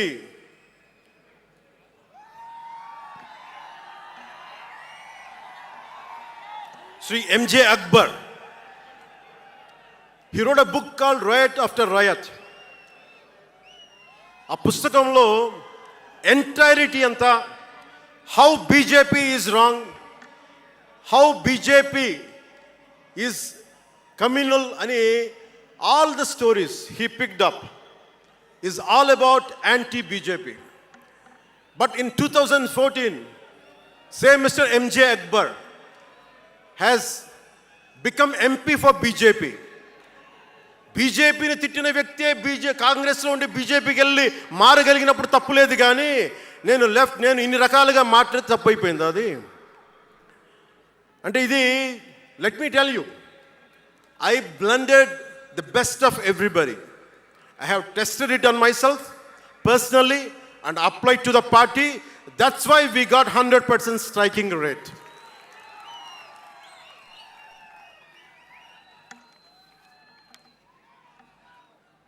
నేను ఎలాంటి కాలంలో పెరిగానంటే, భావోద్వేగాలు లేకుండా, జీవిత బరువులు మోయకుండా, కించిత్తు భావుకత లేకుండా, బాధ్యతగా నడవకుండా ఉంటే ఇంత దూరం రాగలమా? జీవితంలో నిన్న కాకితాళంగా ఎలా జరిగిపోతాయి? అంత ఫ్లూక్ అండి అంటే 21 సీట్లతో 100% వచ్చేస్తామా? 151 సీట్లు ఉన్న ఆ పార్టీని 11 సీట్లకి రానివ్వగలమా? ఎంత పోరాటం చేశాం మనం, ఎంత నలిగాం. వైజాగ్లో మన ఎమ్మెల్యేలు ఎంతమందిని జైల్లో పెట్టారు, ఎంత భయభ్రాంతులను చేశారు. బయటికి వస్తే ఆ రోజున అందరూ అడిగారు, మీరు వెంటనే ప్రధానమంత్రి గారికి చెప్పండి, ఫోన్ చేయండి, మీకు తెలుసు కదా అంటే, నేను ఒకటే అన్నా, ప్రజల్ని కాపాడటానికి వచ్చాను నేను, నన్ను కాపాడమని ఎవరిని నేను అడగను, ప్రధానమంత్రి గారైనా సరే. ఇది నా నేల, నా పోరాటం ఇది. నా మీద చెయ్యి వెయ్యమని చెప్పండి, చెప్తాను నేనేంటో అని చెప్పాను. అంటే నేను ఎవరో వస్తారని నేను ఎప్పుడు చేయను. నేను ఎంత నిలబడగలను అదే నా మెజర్ అంతే. నేను ఎలాంటి జీవితం నుంచి వచ్చానంటే, నాకు చుట్టుపక్కల పేరెంట్స్ కమ్యూనిస్టులు, పిల్లలేమో క్యాపిటలిస్టులు. అలాంటి లెఫ్ట్ భావాలతో ఉన్న నాయకుల్ని, వారి పిల్లల్ని నేను నెల్లూరులో చూసేవాడిని. అంటే మార్పు అనేది అవసరం. నాన్న కమ్యూనిస్ట్ కదా అని కొడుకు క్యాపిటలిస్ట్ అవ్వకూడదనే రూల్ లేదు. ఇలాగే ఉండాలని ఏం లేదు. అంటే సహజం, అంటే మార్పు చాలా సహజం. ఎదగడానికైనా దిగజారడానికైనా సరే వారి ప్రవర్తనని, వారి ఆలోచన విధానాన్ని బట్టి ఉంటుంది. కులాలను కలిపే ఆలోచన విధానం, భాషలని గౌరవించే సాంప్రదాయం, సంస్కృతుల్ని కాపాడే సమాజం, ప్రాంతీయతను విస్మరించిన జాతీయవాదం, మతాల ప్రస్తావన లేని రాజకీయం, అవినీతిపైన రాజీ లేని పోరాటం, పర్యావరణాన్ని పరిరక్షించే అభివృద్ధి ప్రస్థానం, ఇవన్నీ పెట్టినప్పుడు నవ్వారు అందరూ. అలాంటిది నన్ను ఈ రోజున పర్యావరణ మంత్రిగా తీసుకొచ్చింది ఈ సిద్ధాంతాలే. సిద్ధాంతాన్ని ప్రతిపాదించినప్పుడు చాలా పరిశోధించాలి, చరిత్ర చదవాలి, అవగాహన చేసుకోవాలి, జటిలమైన సందేహాలు వాటికి వివరణ ఇవ్వాలి. ఇవన్నీ కూడా ఉండబట్టే ఈరోజు ఇంత బలంగా నిలబడగలిగాం. నేను ఇంత ఆలోచించి అడుగు ముందుకేస్తాను తప్ప అనాలోచితంగా ఎప్పుడు నేను అడిగాను. ఈ 10 ఏళ్లలో నిలబడ్డాం, బలపడ్డాం, చాలా పడ్డాం కూడా.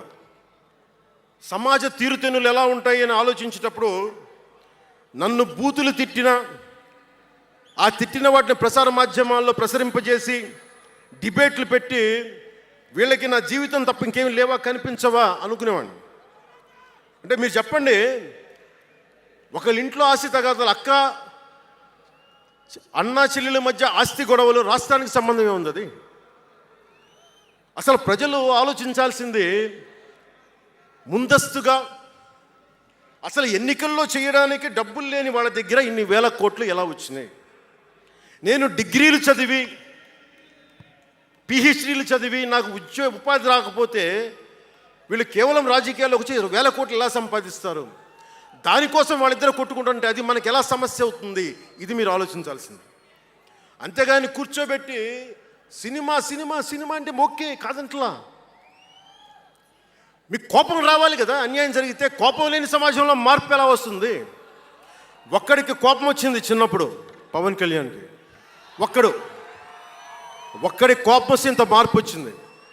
ఇన్ని లక్షల మంది కోపం వస్తే ఏం జరుగుతుంది మీరు ఊహించగలరా? ఆ కోపమే రావాలి అన్యాయం మీద. ఇక మిగిలింది మనకి భవిష్యత్తులో పైన కాకుండా ఎలాగ మనం ముందుకెళ్ళాలి, ఎలా సిద్ధంగా ఉండాలనేది మనం ఆలోచించాలి. కొన్ని కీలకమైన అంశాలు చెప్పి తెలియజేస్తాను. నార్త్ సౌత్ డివైడ్, ఉత్తర భారతం దక్షిణ భారతం, అలాగే క్యాస్ట్ సెన్సెస్, కులాల గణాంకం, డీలిమిటేషన్ ఇష్యూ, 3 లాంగ్వేజ్ ఫార్ములా, ఇవన్నీ మాట్లాడుతూ ఉన్నారు. వీటి మీద అలాగే మనం భవిష్యత్తులో సనాతన ధర్మ రక్షణ బోర్డు కానీ, ఫ్రీ హిందీ టెంపుల్స్ కానీ, ఇవన్నిటి మీద ఒకసారి మాట్లాడి నా అభిప్రాయాలు తెలియజేస్తాం. ఎందుకంటే భవిష్యత్తుకి దిశానిర్దేశం చేయాల్సిన సమయం ఇది. అందుకని మీకు కొంచెం ఓపికగా వినండి ఇది. ఎందుకంటే ఇది సరదాలకి, అల్లర్లకి సమయం కాదు. ఇది భవిష్యత్తుని నిర్దేశించే సమయం. దశాబ్దంన్నర తర్వాత వచ్చింది. అంటే 2009 నుంచి ఇప్పుడు దాకా చేస్తే వచ్చింది. సో నేను ఏం కోరుకుంటానంటే, అల్లరి చిల్లరగా ఉండేవాళ్ళు నాకు అవసరం లేదు. నిలకడగా నిలబడేవాళ్ళే నా సైన్యం.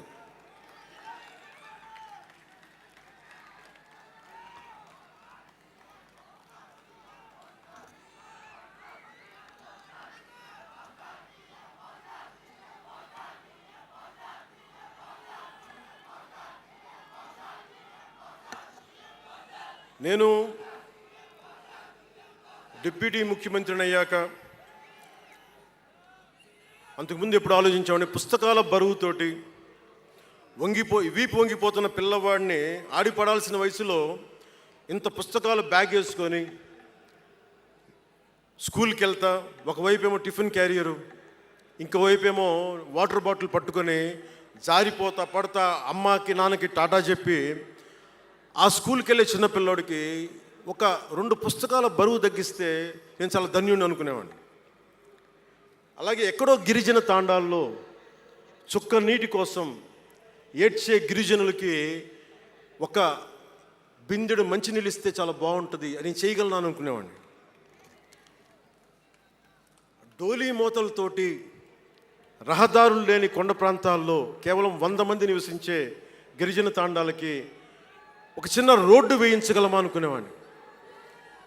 కానీ ఈ రోజున మీ అందరి దయ, జన సైనికులు, వీర మహిళల పట్టుదల, ఈ రోజున మనం దాదాపు 4000 పైచిలకు కిలోమీటర్లు రోడ్డును వేయించగలిగాం. వాళ్ళు 2000 వేయించారు 5 సంవత్సరాల్లో. మనం 2500 కోట్ల పైగా ఖర్చు పెట్టినట్టున్నాం. ఇవన్నీ ఎందుకు చెప్తున్నానంటే, ఒకవేళ మనం అనుకుంటే ఎంత చేయగలమని అంటానికి.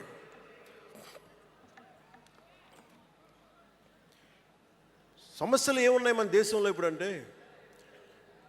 ముఖ్యంగా పార్టీలో వేదిక పైన ఉన్న నాయకులకి, జన సైనికులకి, మీ అందరికీ కూడా ఇది చాలా కీలకమైన సమయం. 2047 విజన్ అని మాట్లాడుతున్నారు గౌరవ ముఖ్యమంత్రి గారు. 2047 ప్రధానమంత్రి గారు మాట్లాడుతున్నారు. వికసిత్ భారత్, స్వర్ణ ఆంధ్రప్రదేశ్, $2 ట్రిలియన్ ఎకానమీ, భారతదేశం ప్రపంచంలోనే 3వ ఆర్థికంగా బలంగా ఉండే దేశం అవ్వాలని ఆలోచిస్తూ ఉన్నాం. ఇంత బలమైన దేశం కావాలి అంటే బలమైన ప్రజలు ఉండాలి, బలమైన నాయకత్వం ఉండాలి. నేను ఎందుకు ఇంత తపన పడతాను మీ అందరి కోసం అంటే, నాకు ఈజీగా వెళ్ళిపోయే వ్యక్తులు అవసరం లేదు, నాకు గోల చేసే వ్యక్తులు అవసరం లేదు. దేశం కోసం నిలబడే యువత కావాలి నాకు, చీల్చి చెండాడే యువత కావాలి నాకు, దేశం కోసం. అంటే ఎందుకు చెప్తున్నానంటే, సర్దార్ వల్లభాయ్ పటేల్ గారిని అడిగారంట. బెంగాల్ రాష్ట్ర విభజన అప్పుడు 1920లో విభజిస్తున్నాం అనుకున్నప్పుడు దేశంలో ఉన్న జాతీయ నాయకులు అందరూ వచ్చారు, జరగకూడదని ఆప్ చేశారు. అలాంటిది భారతదేశాన్ని పాకిస్తాన్గా, భారత్గా విభజిస్తుంటే మీరు ఎందుకు చేయలేకపోయారు, ఆపలేకపోయారు? ఒక రాష్ట్రాన్ని ఆపగలిగినప్పుడు ఇది ఎందుకు ఆపలేకపోయారంటే, ఆయన అన్న మాటలు ఏంటంటే, మాకు వయసు అయిపోయింది, పెద్దవాళ్ళం అయిపోయాం, జైల్లో నలిగిపోయాం, సరికొత్త యువరక్తాన్ని తయారు చేయలేకపోయాం, మాకు శక్తి సన్నగిల్లింది అని.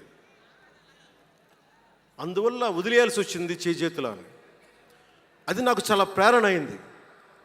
నెక్స్ట్ అందరం, గౌరవ ముఖ్యమంత్రి గారు వికసిత్ ఆంధ్రప్రదేశ్ కోసం ఆలోచిస్తున్నారు.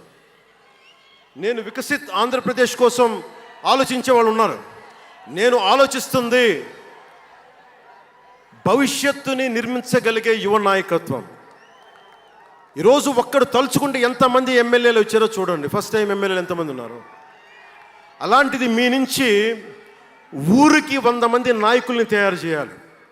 రాష్ట్రం నుంచి జాతీయ స్థాయిలోకి వెళ్ళగలిగే 100 మంది నాయకుల్ని తయారు చేయగలగాలి. అదే నా లక్ష్యం, నా స్వప్నం 2047కి. అంటే ఎలా ఉండాలి అంటే, విదేశాలకి వెళ్ళాల్సిన అవసరం రాకూడదు ఇంక మనకి. మన దేశానికి మనం వీసాలు డినైల్ చేసేంత స్థాయి భారతదేశంలో ఉండాలి అంటే, దేశాన్ని, సమాజాన్ని నడిపే నాయకులు మీలో నుంచే పుట్టాలి. నేను చేస్తాను దానికి ప్రోగ్రామ్స్. ఈ రోజున వేదిక పైన ఉన్న స్పోక్స్ పర్సన్స్ అందరూ ఎలా వచ్చారనుకుంటున్నారు మీరు? హరిప్రసాద్ గారికే చెప్పాను నేను, సార్ ఎలా చేయమంటారు సార్ మమ్మల్ని అని అడిగితే, మీరు వెళ్ళి జనంలోకి వెళ్ళండి, ఎవరైతే మాట్లాడగలరో వాళ్ళు పిలవండి అంటే, అలా పిలిస్తేనే ఇక్కడున్న స్పోక్స్ పర్సన్స్ అందరూ కూడా జనం మధ్యలోంచి పికప్ చేసిన వాళ్ళు అలా తయారు చేశాం. పార్టీ నిర్మాణాన్ని అలా చేశాం. నా కోరిక ఆంధ్రప్రదేశ్, తెలంగాణ నుంచి దేశాన్ని ప్రభావితం చేసే 100 మంది యువ నాయకుల్ని, మహిళలు కావచ్చు, యువకులు కావచ్చు, అదే నా లక్ష్యం. దానికోసం పనిచేద్దాం మనందరం.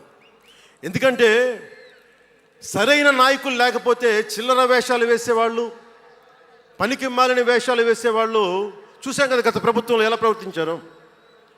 వాళ్ళు వచ్చారు అంటే బలహీనత మనది, తప్పు మనది. ఎవడు వచ్చినా వదిలేస్తున్నాం మనం. అందుకని మీరందరూ దానికి సంసిద్ధం అవ్వండి. ఇంకొక మాట వాళ్ళు మాట్లాడింది ఇందాక ఆ ఇంగ్లీష్ పత్రికలో ఒకటి చెగువేరా గురించి మాట్లాడారు,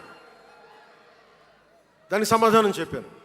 ఇంకోటి ఏమంటారంటే Pavan Kalyan has suddenly become a Hindu defender, a Sanatani defender అని.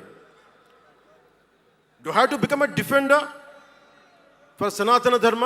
It is within my blood. I don't have to prove it. ఈరోజు మీరు today maybe you might be seeing it today. Always I had it in my blood.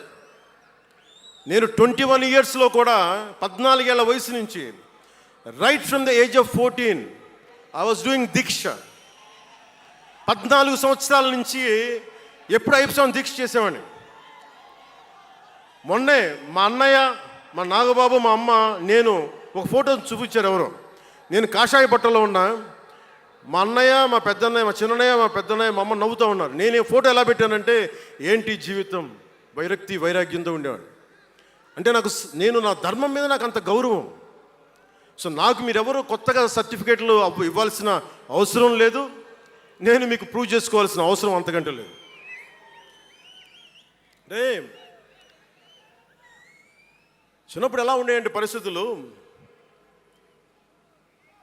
ఏదైనా మాట్లాడదాం వీళ్ళందరితో అంటే సడన్గా నువ్వు తిరుపతి లడ్డూలు కల్తీ అయిపోతే నువ్వు ఎర్ర బట్టలు వేసుకొని ఇవన్నీ మాట్లాడుతున్నావు అంటే నేను చెప్పండి, మీరు ఇప్పుడు దాకా 219 టెంపుల్స్, 219 టెంపుల్స్ అపవిత్రం చేస్తే, మన అంతర్వేది రథాన్ని తగలబెడితే నేను వచ్చిండొచ్చు కదా. రామతీర్థంలో రామచంద్రుల వారి విగ్రహాన్ని తల నరికేస్తే నేను బయటకు వచ్చి గోల చేసి ఉండొచ్చు కదా. ఎందుకు స్టేట్మెంట్గా పరిమితం అయ్యాం? చిన్నప్పటి నుంచి మా ఇంట్లో రామనామ జపం ఉండేది. మా నాన్న ఉమ్మడి కమ్యూనిస్ట్ పార్టీ సభ్యుడు, ఎథీస్ట్ ఒకప్పుడు, టీన్స్లో 20లో. ఆయన మరి ఎలా మారిందో మనసు తెలియదు కానీ విపరీతం రామభక్తుడు అయిపోయాడు నేను పుట్టేటప్పటికి. మా ఇంట్లో ఎప్పుడూ రామనామమే ఉండేది. ఆ రామనామాన్ని జపిస్తూనే నాకు జబ్బు వచ్చినా మా నాన్న రామనామమే చెప్పేవాడు. అలాంటి రామనామం జపించే మాకు రాముడి విగ్రహం తల నరికేస్తే కోపం రాకూడదంటారేంటి మీరు? ఇదే మీకు ఒక మహమ్మద్ ప్రవక్తకి పవిత్ర రంజాన్ మాసంలో మహమ్మద్ ప్రవక్తకి మీరు ఒక మాటని దూషించగలరా? దూషించి బతకగలరా? అల్లాని ఒక మాట అనగలరా? జీసస్ క్రైస్ట్ ఒక మాట అనగలరా? మేరీ మాతని ఒక మాట అనగలరా? కానీ పార్వతీ దేవిని తిడతారు, లక్ష్మీ మాతని తిడతారు. అంటే నువ్వు ఇస్లాంకి అపవిత్రం జరిగితే మాట్లాడితే సెక్యులరిజం, జగన్మాతకి కానీ, పార్వతీదేవికి కానీ, శివుడికి కానీ, రాముడికి కానీ, అయ్యప్పకి కానీ అపవిత్రం జరిగితే మా మనోభావాలు బాధపడకూడదు, గాయపడకూడదు, నోరు మూసుకొని కూర్చోవాలి. ఆ జనరేషన్ పోయిందిరా బాబు, ఆ జనరేషన్ పోయింది. ఒక తప్పుని తప్పుగానే చెప్తాం. ఒక హిందువు ఒక ముస్లిం పట్ల తప్పు చేస్తే తప్పనే చెప్తాం. ఓల్డ్ సిటీలో ఉండే ఒక నాయకుడు 15 నిమిషాలు కళ్ళు మూసుకోండి, పోలీసుల్ని మేము హిందువులకి ఏంటో మేము చూపిస్తామంటే అది తప్పు పట్టకూడదంటే ఎట్లా? అది మతోన్మాదమా? ఏం మాట్లాడుతున్నారు మీరు? బతుకమ్మ బతుకమ్మ బతుకమ్మ అని చెప్పి బతుకమ్మ పాటని మీరు వెటకారం చేసి ఓల్డ్ సిటీ నాయకుడు మాట్లాడితే దాన్ని డిఫెండ్ చేసుకోవటం హిందూ అహంకారం అంటే నేను ఏం చెప్పండి? నేను అంటే అల్లాహకు ఒక న్యాయం, మహమ్మద్కి ఒక న్యాయం, అమ్మవారికి ఇంకో న్యాయమా? అలా కుదరదు బాబు. ఈ ధర్మం అందరికీ సమాన అవకాశం ఇచ్చింది. సనాతన ధర్మం ఉండబట్టే సనాతన ధర్మం ఉండబట్టే విజయనగర రాజులు మస్జిద్ కట్టించారు. సనాతన ధర్మం కాబట్టే బంగ్లాదేశ్ని హిందువుల రక్తంతో తడిపి బంగ్లాదేశ్కి విముక్తి కలిగించాం. ఈ చరిత్ర తెలుసుకుంటే కదా. దేశ విభజన జరిగింది. మీరు ఎంతమందికి తెలుసు దేశ విభజన కష్టాలు? మీరు సినిమాలు నరుస్తారు. అక్కడ తాగిపోయారు మీరు. నేను అక్కడ తాగలా. నేను అమితాబ్కి ఫ్యాన్ని, నేను చిరంజీవి గారికి ఫ్యాన్ని. కానీ దేశానికి అంతకంటే పెద్ద ఫ్యాన్ నేను. అంటే మీరు మనందరికీ బాబాసాహెబ్ అంబేద్కర్ గారి గురించి తెలుసు. First law minister of Bharat. ఎక్కడికి వెళ్ళినా ఆయనకి 100 అడుగులో, తెలంగాణకి వెళ్ళినా ఆంధ్రాకి వెళ్ళినా 100 అడుగులో ఇంకా పైన విగ్రహం పెట్టి మనం ఆరాధిస్తాం. మీకు ఎవరికైనా తెలుసా? అంటే సనాతన ధర్మాన్ని తిడతా ఉంటారు. మీకు ఎవరికైనా తెలుసా? పాకిస్తాన్ ఫస్ట్ లా మినిస్టర్ దళిత కమ్యూనిటీకి చెందిన జోగేంద్రనాథ్ మండల్. ఆయన పేరు ఎప్పుడైనా విన్నారా? ఎంతమంది వినుంటారు? ఆయన ఏ పరిస్థితిలో చచ్చిపోయారో తెలుసా? ఆయన నేను భారతదేశాన్ని నమ్మను, పాకిస్తాన్ని నమ్ముతాను అంటే అంబేద్కర్ గారితో సహా చాలామంది వద్దని చెప్పినా కానీ ఆయన పాకిస్తాన్కి వెళ్ళిపోయి దాన్ని బంగ్లాదేశ్లో చాలా హిందూ జిల్లాలు కలిపేసి ఆయన దళిత కులాల నుంచి వచ్చిన వ్యక్తి. అందరూ ఆయన మాటలు నమ్మి ఆయన సమాజం హిందువులందరూ ఉండిపోతే దేశ విభజన తర్వాత జరిగిన గొడవల్లో దాదాపు ఆయన కుటుంబంలో బంధువులందరినీ ఊచకోతకోసి చంపేశారు. పాకిస్తాన్ లా మినిస్టర్గా వెళ్ళిన వ్యక్తి భారతదేశానికి తిరిగి కాందీసుకుడుగా వచ్చి చనిపోయారు ఆయన. అంటే ఏం చెప్తున్నది ఇది? 10-12% ఉండే హిందువులు పాకిస్తాన్లో, 10-12% ఉండే హిందువులు ఉండే పాకిస్తాన్లో, బలూచిస్తాన్లో అంతమంది ఉండే హిందువులు ఈ రోజున 1%-2% పడిపోయారు. బంగ్లాదేశ్ గొడవల నుంచి హిందువులు పారిపోతున్నారు. మన దేశంలో అలా జరిగిందా? ఎంత మర్యాద ఇస్తాం ఇస్లాంకి? నా దగ్గర ఉండే వ్యక్తులను అడగండి, ఇస్లాం పాటించే నా దగ్గర ఉండే నా సన్నిహితులను అడగండి. ఇది పవన్ కళ్యాణ్ గొప్పతనం కాదు, సనాతన ధర్మం నాకు నేర్పింది ఇది. నువ్వు రాముణ్ణి ఆరాధించు, అల్లాని గౌరవించు, అల్లాని ద్వేషించమని మాకు సనాతన ధర్మం చెప్పలా. ఇది చెప్పాలి, అర్థం చేసుకోవాలి. ఇది ఈ సూడో సెక్యులరిస్టులు, కుహానా సెక్యులర్ వాదులు. నేను ఒకసారి వైజాగ్లో 19లో ఒక సీనియర్ నాయకుల్ని అడిగాను. నేనేమడిగానంటే secularism, what is the true meaning of secularism అని. అలా మాట వచ్చి నేనేమడిగానంటే, మీరు ఒక హిందువు తప్పు చేస్తే ఖండించండి, ఒక ముస్లిం పట్ల ద్రోహం చేస్తే ఖండించండి, శిక్షించండి.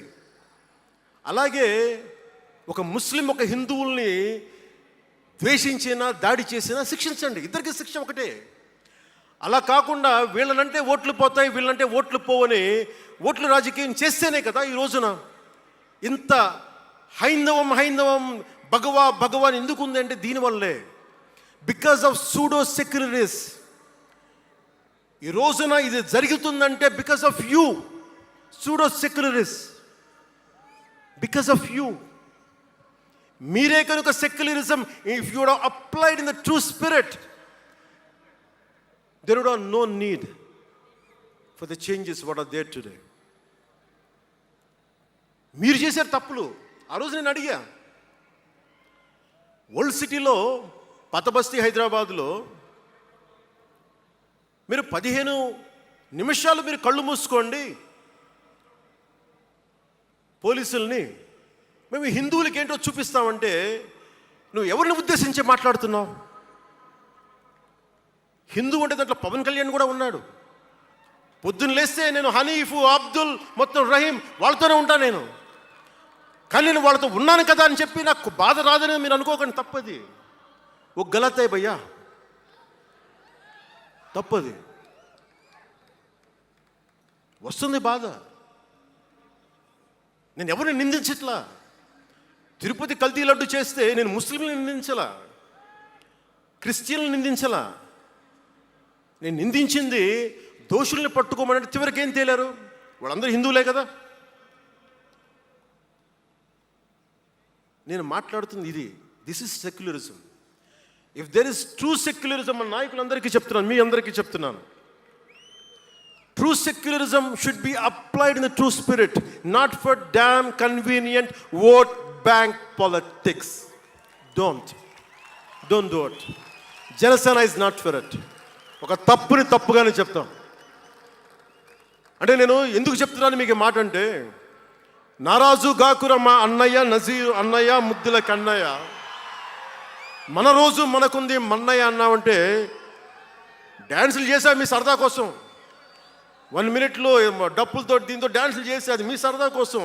కానీ నా కోసం ఆ లిరిక్ రాసుకున్నా. దేనికి రాశాను? గుజరాత్లో ఆ మారణహోమం జరిగితే దానికి చాలామంది ముస్లింలు చనిపోతే బాధతోటి నా హృదయం స్పందించి మాస్టర్జీ అనే ఒక ప్రజా కవి చేత నేను రాయించాను ఆ పాట. దాన్ని ఖండించినప్పుడు నేనేమనేది ఏంటంటే, అంటే నేను అంత నిష్పక్షపాతంగా ఉంటాను. నేను అనేది ఏంటంటే, గోద్రా మారణహోమం జరిగినప్పుడు ఖండించాలి, ఖండింపబడాలి. There is no second thought about it. కానీ అసలు ఎందుకు జరిగింది అని ఆలోచిస్తే, కరసేవక్స్ రామ భజన చేసుకుంటూ ట్రైన్లోకి వెళ్తే ఒక గోద్రాలో ట్రైన్ని తగలబెట్టేశారు. మరి దాని గురించి కూడా మాట్లాడాలి కదా. ఇది తప్పు, ఇది కూడా తప్పే. అలా జరిగి ఉండకుండా ఉండాల్సింది.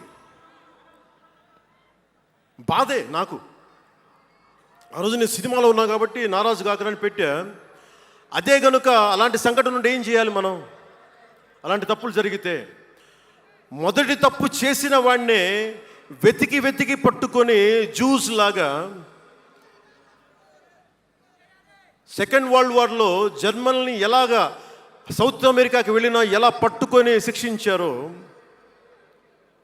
మొస్సాద్, అట్లాగా తప్పు ఎవడు చేయనండి, either is a Hindu or Muslim, ఎవరైతే మొదటి తప్పు చేశారో వాళ్ళని కనుక శిక్షిస్తే పర్యవసానమై ఉండవు.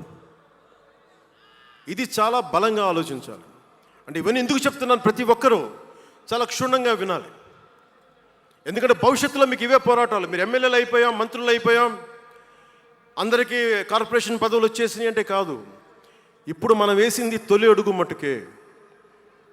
నేను భారతదేశం కోసం చనిపోవడానికి సంసిద్ధంగా ఉన్నాను, గుర్తుపెట్టుకోండి. ఎందుకంటే నా ఇంటెన్సిటీ చాలా వైల్డ్గా ఉండదు. అంటే మాట్లాడితే సంస్కృతాన్ని తిడతారు, హిందీని మీరు రుద్దుతున్నారు, సౌత్లో దక్షిణాదిని అంటారు. అన్ని దేశ భాషలే కదా. మన తమిళనాడులో తమిళ్ హిందీ రాకూడదు, హిందీ రాకూడదు అంటుంటే నాకు అనిపించింది మనసులో ఒకటే, అప్పుడు తమిళ సినిమాలను హిందీలోకి డబ్ చేయకండి. డబ్బులేమో హిందీ నుంచి కావాలి, ఉత్తరప్రదేశ్ నుంచి డబ్బులు కావాలి, బీహార్ నుంచి డబ్బులు కావాలి, ఛత్తీస్గఢ్ నుంచి డబ్బులు కావాలి, కానీ హిందీ మాకు వద్దంటే అదే న్యాయం. పనిచేసే వాళ్ళందరూ మనకి బీహార్ నుంచి రావాలి, కానీ హిందీని ద్వేషిస్తానంటే ఎట్లా? ఇవన్నీ మారాలి కదా. అందుకని భాషల్ని ద్వేషించాల్సిన అవసరం లేదు.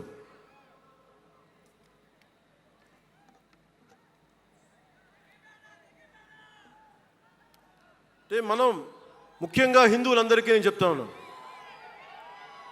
మీరు ముస్లింలను చూసి మీరు నేర్చుకోండి. పవిత్ర రంజాన్ మాసంలో ఉపవాస దీక్ష వహిస్తున్న నా ముస్లిం సోదరులందరికీ నా హృదయపూర్వక రంజాన్ శుభాకాంక్షలు.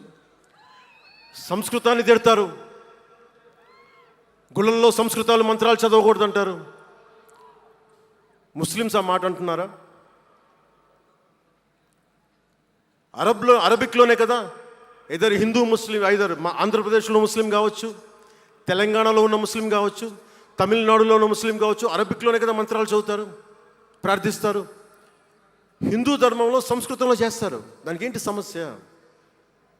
తమిళంలో చదవాలా, తెలుగులో చదవాలా, కన్నడంలో చదవాలా? ఆ విధి విధానాలు ఉన్నాయి, వదిలేసేయండి వాటిని. వాటి జోలికి వెళ్ళకుండా కష్టాలని వాటిని పట్టించుకోండి.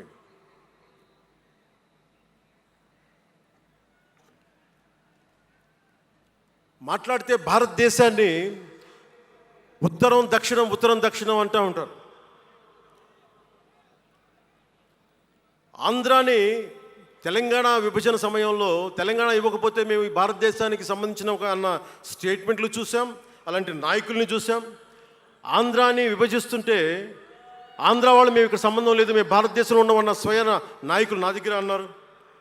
అంటే తెలంగాణ ఇవ్వకపోయినా, ఆంధ్ర ఇవ్వకపోయినా, విడగొట్టినా మేము భారతదేశంలోంచి విడిపోతామన్న మాటలు మీరు ఎలా మాట్లాడతారు? అంటే ప్రతి ఒక్కరికి కోపం వచ్చినప్పుడల్లా కట్ చేయడానికి భారతదేశం ఏదైనా కేక్ ముక్కడ్డా మీ అందరికీ? కట్ చేయడానికి, భారతదేశ సమగ్రతని విధ్వంసం చేయడానికి ఒక్కడు ఉంటే నాలాంటి వాళ్ళు 10 కోట్ల మంది బయటకు వస్తారు. తస్మాత్ జాగ్రత్త. నార్త్ సౌత్ డిబేట్కి నా సమాధానం ఒకటే. ఉత్తరాదిన ఉన్న హిమాలయాల్లో ఉంది పరమశివుని కైలాసం. దక్షిణాదిన ఆయన కుమారుడు కుమారస్వామి మురుగన్ నివాసం. ఈ దేశాన్ని విడగొట్టే ధైర్యం, సాహసం ఎవ్వడికి ఉందని నేను అనుకోను. ఆ భయం నాకు లేదు. వారు ఎంచుకున్న ప్రదేశం ఈ భారతదేశం. అలాంటి దేశాన్ని విడగొట్టాలి అనుకుంటే ఒకసారి ఆలోచించి మాట్లాడండి. భాష వేరు, భావం వేరు. మీరు బయటవారు, మేము లోపల వారం. మీరు ఉత్తరాది వాళ్ళు తెల్లగా ఉంటారు, మేము దక్షిణాది వాళ్ళు నల్లగా ఉంటామంటే మా ఇంట్లోనే ఒకళ్ళు, మా అన్నయ్య 6 అడుగులు 2 అంగుళాలు 3 అంగుళాలు, నేనేమో 5 అడుగులు 9-10 అంగుళాలు నేను. మా బంధువుల్లో అన్ని రకాల వాళ్ళు ఉంటాం. కొంతమంది నల్లగా ఉంటాం, కొంతమంది తెల్లగా ఉంటాం. ఏం చెప్తాం దీనికి? అర్థం లేని మాటలేంటి ఇవన్నీ? ఇలాంటి మాటలతోటి దేశాన్ని విచ్ఛిన్నం చేయకండి. రాజకీయ వైరుధ్యాలు వేరు, ఆ వైరుధ్యాలు ఉండడం సహజం. వైరుధ్యాలు ఉన్నాయి అని నెపం మీద దేశాన్ని ముక్కలు చేయకండి. దక్షిణాదినున్న సెంగోల్, ఉత్తరాదినున్న ఢిల్లీ పార్లమెంట్లో ఉంది. ఒకవేళ వైరుధ్యం వస్తే వేర్పాటువాదం విడిపోమని కాదు, అది కాదు, కలిసి పరిష్కారం వెతకమని. డీలిమిటేషన్ ఉంది ఈ రోజున. డీలిమిటేషన్ జరిగితే పార్లమెంట్ సీట్లు దక్షిణాదికి తగ్గిపోతాయి అంటే అసలు తగ్గుతాయా లేదని డిస్కషన్ పెట్టండి. దానికి నేను రూపీ సింబల్ మార్చేస్తాను, నా భాషలో పెడతానంటే అప్పుడు మేము తెలుగులో కూడా పెట్టాలి. దానికి కన్నడ వాళ్ళు కన్నడంలో పెట్టాలి, గుజరాతీ వాళ్ళు గుజరాతీలో పెట్టాలి, మహారాష్ట్ర వాళ్ళు మహారాష్ట్రలో పెట్టాలి. దేనికైనా ఒక వివేకం, ఆలోచన ఉండద్దా?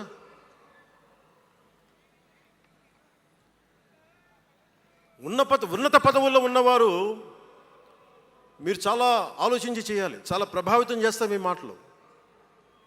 ఒకటి విధ్వంసం చేయడం తేలిక, ఒకటి నిర్మాణం చేయడం తేలిక, కష్టం. నేను వివక్ష అనిపించలేదు అనుకుంటున్నారా మీరందరూ? తమిళనాడులో పెరిగినప్పుడు 14 ఏళ్ళ వయసులో నేను తమిళనాడులో పెరిగినప్పుడు మైలాపూర్ స్కూల్ ఉన్నారే, గొల్టింగ వాడ అని పిలిచేవాడు. నేను నాకు అర్థమయ్యేది కదా గొల్టి అంటే ఏంటి అనుకునేవాడిని. అదొక డెరిగేటెడ్ టర్మ్. అది నేను మా మాస్టర్ గారిని అడిగాను, రామ్నాథన్ గారిని అడిగాను, సార్ ఇంత మాదిరి சொல்கிறாங்க సార్, గొల్టీని சொல்கிறாங்க సార్ అంటే ఆయన నాకు ఒకటే మాట చెప్పాడు. వాళ్ళని పిలిచాడు, వాళ్ళని తిట్టాడు ఏదో. ఏంటి సార్ గొల్టీ, ఎందుకు సార్ గొల్టీ మీనింగ్ అంటే ఆయన ఏదో నవ్వి వదిలేసి ఆయన ఒక మాట అన్నాడు, అరే தெலுங்குని ரிவர்ஸ் பண்ண గొల్టీని சொல்லுவாங்கடா, அப்படி என்ன பெரியார் வந்து தெலுங்குக்காரன் தான்டா, பெரியார் வந்து தெலுங்குக்காரன் தான், బలిజన్ నాయకుడు సార్ అవరు. ఆ టైంలో ఇప్పుడు మన తిరుపతి రాయలసీమలో ఉండే బలిజన్ నాయుడు కులానికి చెందిన వ్యక్తి పెరియార్ గారు, తెలుగు ఆయన ద్రావిడ ఉద్యమ రూపకర్త. సో అందుకని భాషదేముంది, అందుకని దీన్ని పెట్టుకొని విధ్వంసం క్రియేట్ చేయడం సరైనది కాదు. నేను మీకోసం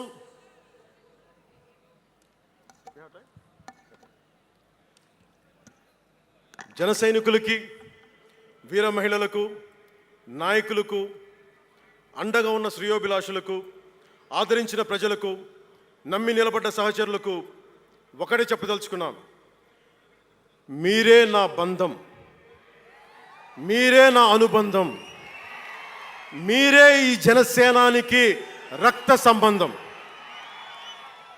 మనందరికీ ఒక కీలక కర్తవ్యం ఉంది. దాని గురించి మాట్లాడుకోబోయే ముందు కవి శేషేంద్ర వాక్యాలు చెప్పి ముగిస్తాను. ఒక తరాన్ని ప్రసవింపజేయడం అంటే ఒక తమాషా కాదు, ఒక నిండు కళల జగత్తుని మేల్కొల్పడం. ఒక దశాబ్దన్నర రాజకీయ ప్రస్థానంలో అలుపెరిగిన పోరాటం చేసిన తర్వాత లభించిన చారిత్రాత్మక విజయం అది. అందుకని మీ అందరికీ చాలా బాధ్యతగా ముందుకెళ్దాం. ఈ విజయం పుట్టుకే 100% స్ట్రైకింగ్ రేట్. అందుకే దేశం మొత్తం చూసింది. ఆ బిడ్డని మనం కాపాడుకోవాలి, చాలా జాగ్రత్తగా చూసుకోవాలి. మనందరం ఈ బిడ్డ పట్ల ఎరుకుతో ఉండాలి, బాధ్యతతో కాపాడుకోవాలి.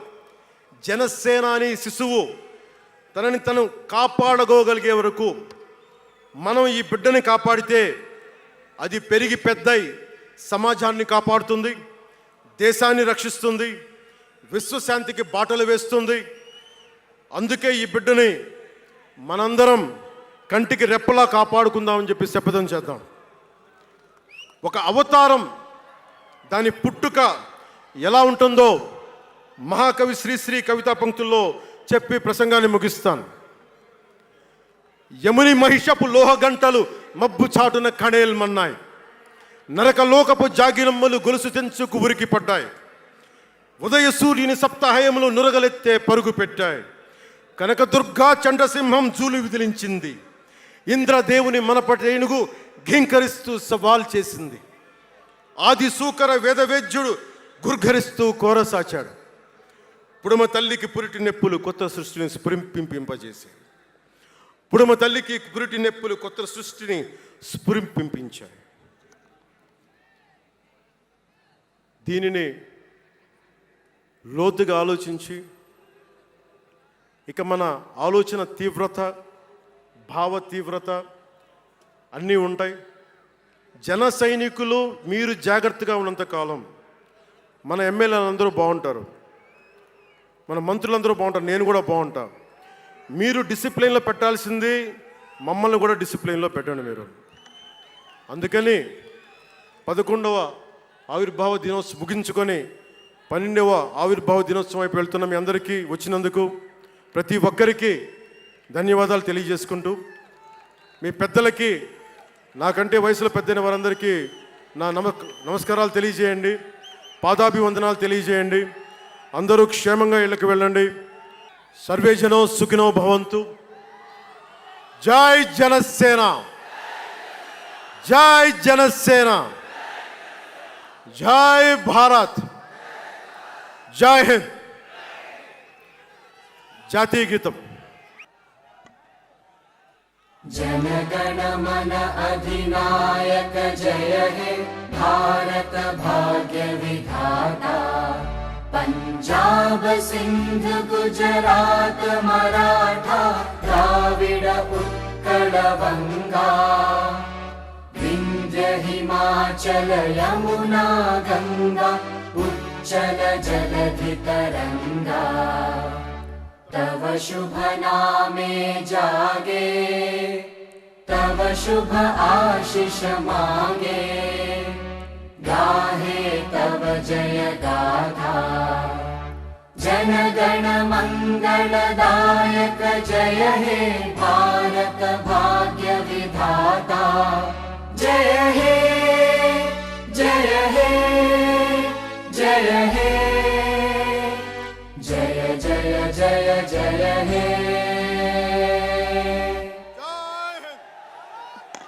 जय हिंद।